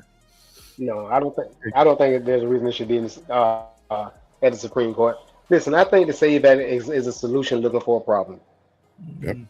Mm-hmm. That's what I think it is. It's a solution looking for a problem. At the end of the day, we're here because some guy got his feelings hurt because he feel like he was cheating. He don't complain about the states that he won. He don't care how they vote. I think Colorado votes all mail-in ballot, if I'm not mistaken. I think. I'm trying to think. But you do have states that have majority mail-in ballot. I thought that was an East Coast state, but yes, you are correct. There is a state that's it's primarily mail-in ballot. Yeah. Is Colorado? I can't remember. No, I think it's Colorado, but I know there's one state that is all mail-in ballot. I'll look it up. Go ahead, keep talking. Yeah. So if we're saying that, the hypocrisy of some of the people, not trying to get off track, but the hypocrisy of some of the people that vote for him, that support this guy, say, before this right here, it's my states' rights. Now you don't hear them saying states' rights anymore. There's no states' rights out there. They took it off like they took that red hat off. Mm-hmm. You know what I'm saying? So no, this is a solution looking for a problem, because this guy, as he said in his own words, if we lose the midterms, they're going to impeach me. He's correct. That's really. He's correct. So it's Colorado that's all mail-in, right? Oh, so wait. So now we don't have a. Mr. Wig. So it looks Yeah, go like ahead, bro. California, Colorado, District of Columbia, Hawaii, Nevada, Oregon, Utah, Vermont, Washington. Yeah, I'm looking at the same table. States that conduct all elections by mail. Okay. Wow. So So now we're not talking about the states having the right to do what they want to do, because he's basically telling the states what they have to do. well, the Supreme Court will make a ruling, but like James said, will this cause Congress to get up off its tail and work together bipartisan and override the Supreme Court? I doubt it. No. Because They have remember, no I choice, didn't know. but they don't have a choice though. Well, remember, Now, I don't I'm just think saying they don't have a choice because that's their job. The court can't Well- make is not making the law. They're supposed Congress passes law. Yeah. and look, most people Supreme Court look at Justice Ketanji, Supreme Court Justice Ketanji Brown Jackson. We always thought the Constitution gave all the power to the states, but Congress is allowed to amend those rules regarding the time, place, and manner that the states do their ballot count. I'm gonna double check that, but yeah. Well, that's what she's saying, Yeah, and I don't really have any reason to not believe her. and she didn't get checked that on Monday when she said that. If she had said that wrong, trust me, them other justices would have came in flying in on her. Yeah. Go ahead, Wig, and then we got to push over at the to end of- around. So but at the end of the day, again, this is a solution looking for a problem. That's all it is. And it goes down to what JR said. If you are going to pass something like this, what are you trying to do? You want more people to vote, or you want to make it harder for people to vote? That's really what it comes down to. All the other side knows, and that's not real quick, James. That's just one portion of it. Then the states are going to make some places. The polls are going to be. They're going to have less places to vote in there, and where they at. Yep. So now, not only is the federal government making it harder for you to vote in some cases, now you got the states and the counties, and reducing places where you can vote. Yep. So this is a solution looking for a problem. Yep. Appreciate it. All right. So now we are at Around the Horn, Jay. So on Around the Horn, we give a quick overview of the last thing we want to say. We want to leave the audience with, and we have to do it in 7 minutes or less for all 5 of us. So we'll start with you, I don't Jay. need too long. And it doesn't have to necessarily be anything that we talked about tonight. It's whatever you want to talk about. It could be, hey, you guys need to come and tap in on my show, and you need to like and subscribe on YouTube at JR Radio. So it's whatever you want to talk about. It's you know what, this it can be completely unrelated. I enjoy these conversations. First of all, you guys, I'm glad we got a robust version of it. I think fewer people talk about things with honesty, integrity, and with true meaning for what it is that they believe and what they'd like to get out of it. I think it's missing in a lot of our dialogue, even with families. So we talk about people with the crazy uncle at Thanksgiving. It's because many times we're protecting or hiding something else that we want to get out of these conversations. So in coming in this, I don't tend to do a lot of these, and I wish I did more of it. The format of my show is me talking and running things and political videos and what people are doing and saying. And I love conversations. And honestly, it has invigorated me a little bit tonight because I found myself in a bit of a lull. When you're just there with your own thoughts and your opinions and your own belief systems and everything like that, you kind of find yourself wondering, yo, am I the crazy person for the things that I'm thinking? I'm glad and I'm appreciative to you guys for being around here and having these conversations.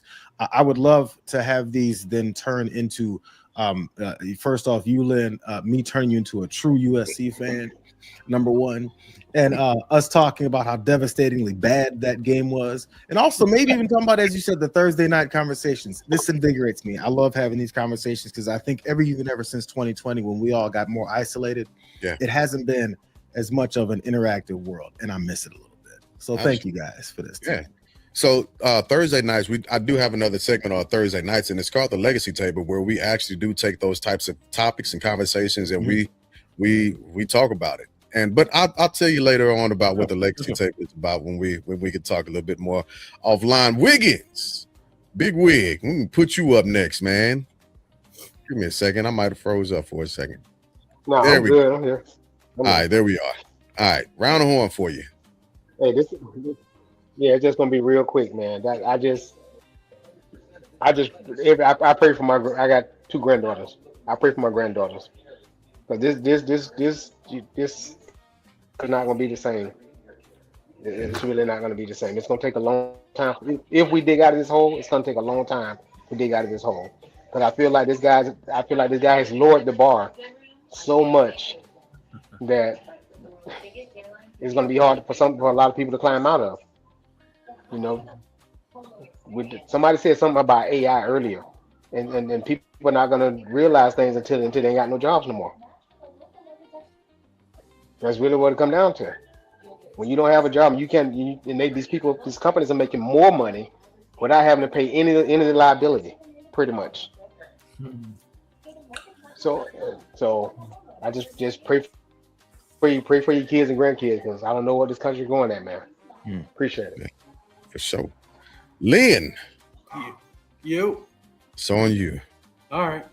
So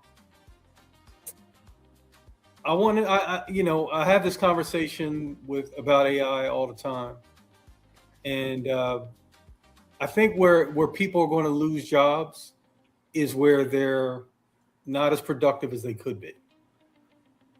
And because I've heard about a few companies that have reduced their workforce and increased their stock price went up and everything went up. And they're as productive, if not more productive, with less people in place. That's what I think is really vulnerable to art. And I'm going to start saying artificial intelligence, because artificial is a big part of that, phrase. And what I've seen AI lack is emotional intelligence. And when you don't have a lack of emotional intelligence, I don't see a clear path where it can totally take over and we end up in a Terminator movie. But I'm a half full kind of guy. I know that I feel like I'm in a space where AI can't do the job that I do, because I have to deal with people's emotions and their emotional intelligence. I have to help people not outlive their money. I have to get into a whole lot of different scenarios.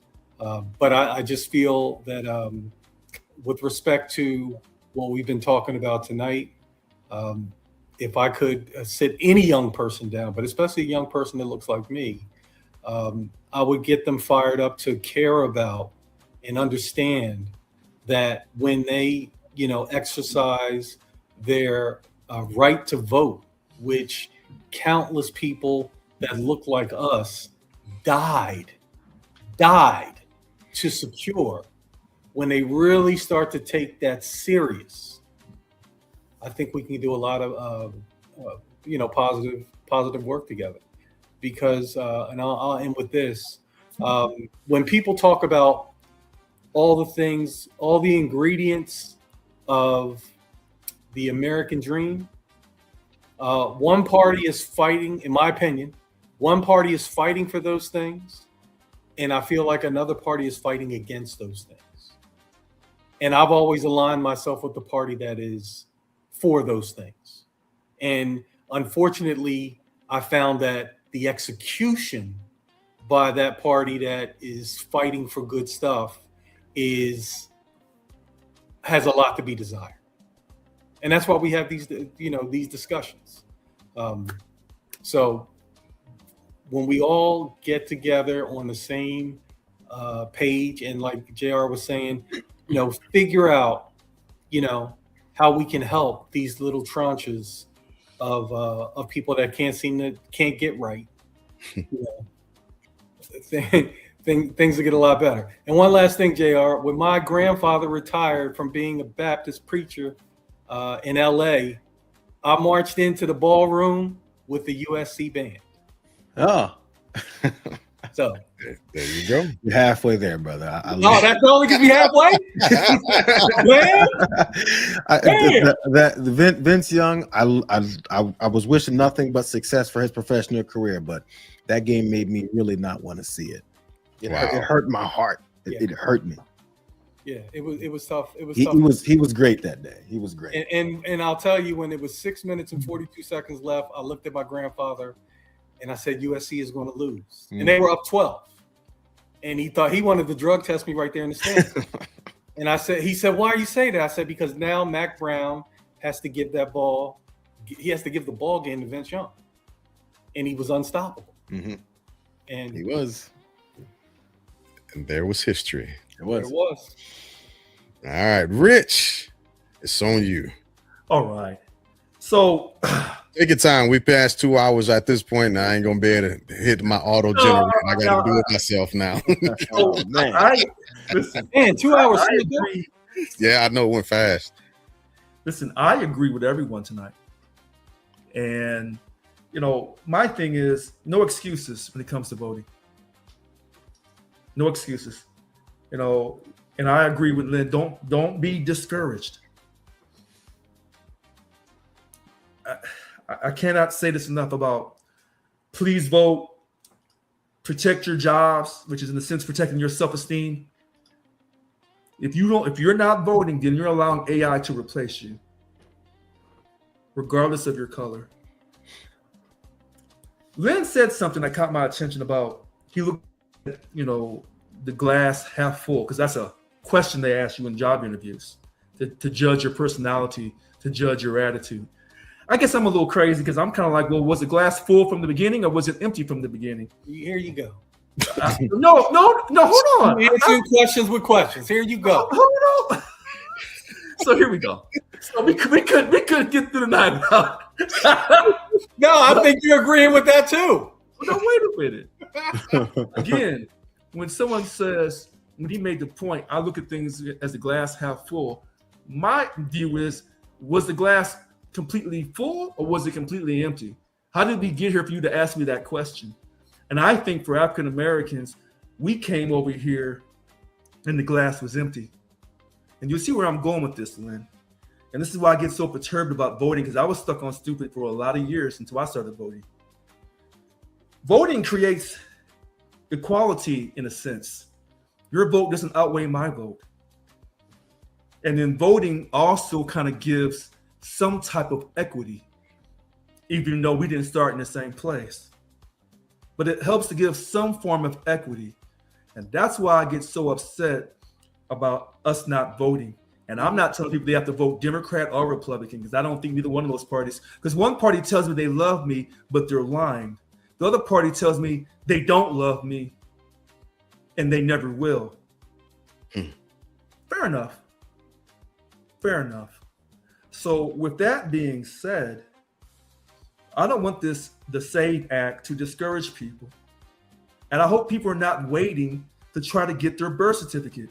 If you don't have your birth certificate now, you need to write in and get it if you're concerned about them trying to hold your vote, particularly if you're African American and you're in one of the southern states. If you're not contacting to get your birth certificate, you should actually have two. Make sure it has a raised seal or it's certified.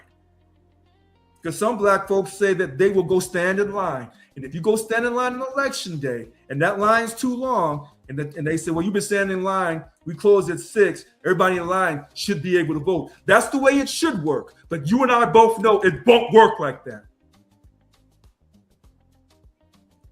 Some of you say that we don't trust mail-in ballot, even though you can take the ballot to the post office, get a postmark on it. You still don't trust that. But you mail your bills in with a stamp on it because you don't trust online to pay. So at the end of the day,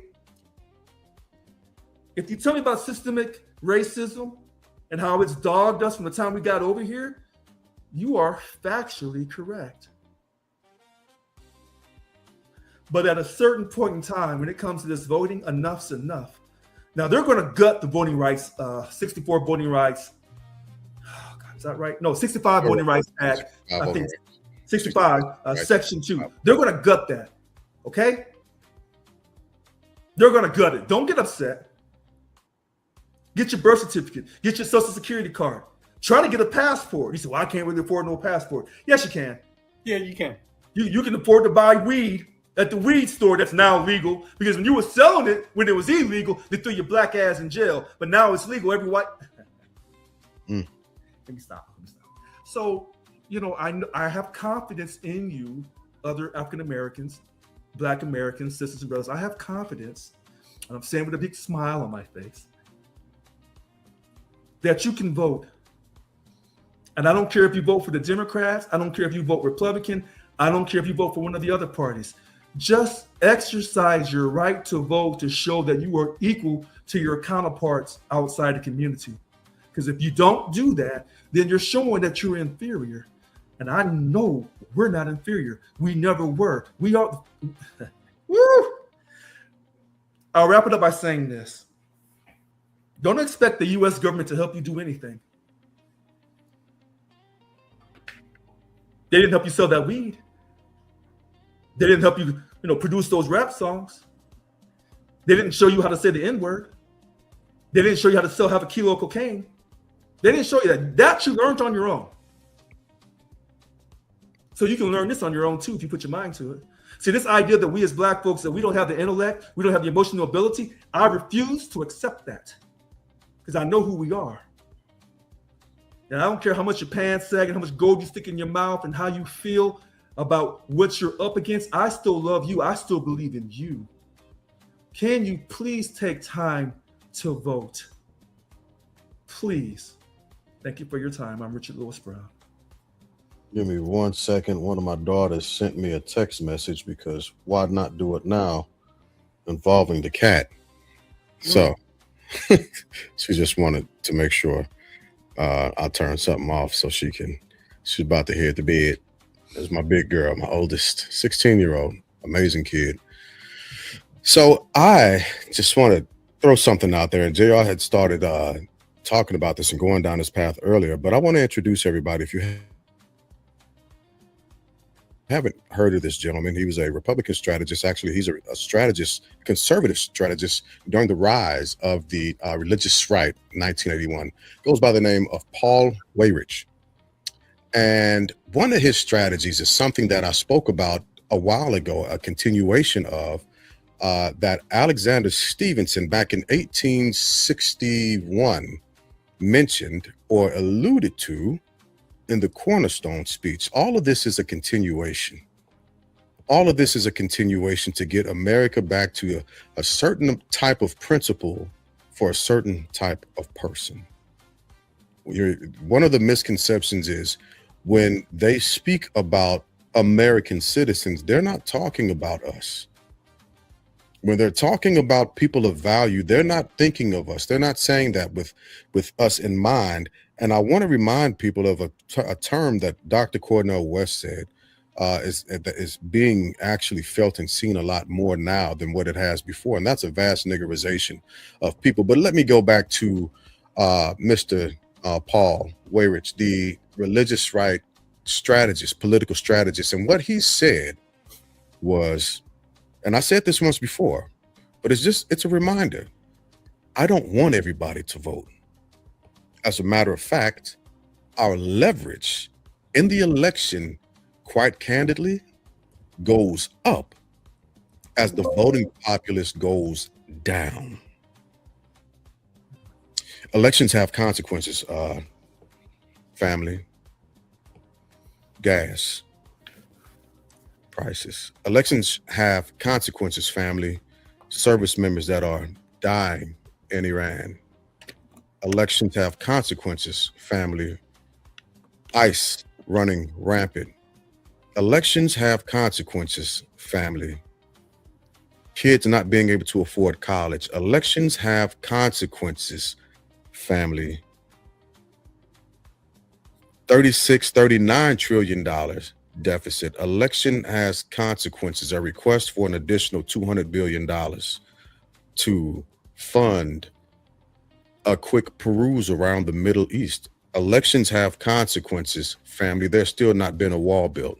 Elections have consequences, family. SNAP was denied on purpose. Elections have consequences, family. We are dealing with healthcare increases dramatically. Elections have consequences, family. So when you are told that your vote doesn't matter, remember, elections have consequences, and they literally spend billions of dollars so you don't vote. It's propagandized so that you do not vote. I'm going to start a small series next week, and the only thing that I'm going to continuously say is to go vote. If you need to figure out what state you're in, well, if you need to figure out, regardless of the state that you're in, and you need to know the process to get your birth certificate, I will look it up. I will look up every 50 state to make sure you know the process. I will do that. I'm retired. I'll take the time because it's just that important. We've said it on this podcast once before. If you need a birth certificate and you don't have one, you need to send us an email. You need to reach out to us. fblpodcast@gmail.com. I'm going to switch that soon. It's going to be a little bit more professional, but right now that's where we are. Let us know how we can assist and meet you where you are. You're a citizen of the United States of America. And if we claim to be the moral fiber of this world,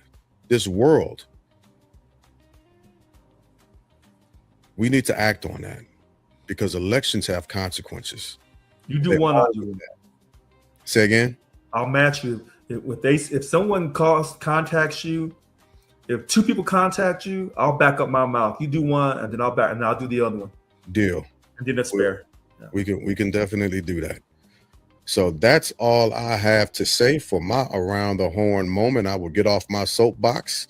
And Jay, I appreciate you for staying and hanging in with us, man. And we're gonna chop it up a little bit after in the background once we hop off. If you want to hang out with us for a little bit, we'll see. We'll see. My wife says. I'm sure she. Yeah. I know that. Actually, there goes the text. I got it right. I definitely get it, brother. But I absolutely appreciate you. Hey, Jair, I have the fix. Put your wife's name beside your name. Yeah. Like you got it evens it all out. Yeah. It does. Have her come on because we'd love to hear what she has to say as well, man. Her voice matters also. Absolutely. Equally. Okay. My lady's been on. Stephanie has been on. So everybody is invited. It's done that way on purpose. Mm-hmm. It's done that way on purpose. Yeah. Okay. Yeah. It's to have cross-pollination, intersectionality. I want to hear from everybody. I want to see. I'm trying to find out what I don't know so that we can get there. I like finding my points of ignorance so I can fix that. 100%. I love that philosophy. Yeah, we man. need to be a little bit more humble about what we don't know so we can learn, and then you do know. Hey, Jay, I think I came up with the answer for the voting fix. What you got? Retinal scan. Oh my gosh. Who? Retinal scanning. You know how many Christians are about to you a Christian too. That's the mark of the beast. You can't have that. I'm not doing that. Yeah. You see, You not gonna put your eyes up to the scanner. No, I ain't doing all that. Is that how you open that safe in your house? Lynn, if you can put your eyes up on the scanner, then just put in your forehead, put your whole financial information and health chart in your forehead, and just call it a day. That's how. Yeah. I'm okay. This is how great inventions are stopped in their tracks. Right. The government already got me. I just finished 27 years, so I can't escape unless I just literally grow off grid. But anyway, that's neither here nor there. Jay, again, thank you for hopping on as well. Panel, always great discussion. I appreciate y'all, and for everybody who is watching and will watch, thank you for spending some time with us. You could have been anywhere else in the world, but you decided to hang out with us, and again, we appreciate that. So, with that being said, thank you all for coming out. God bless and good night. Good night.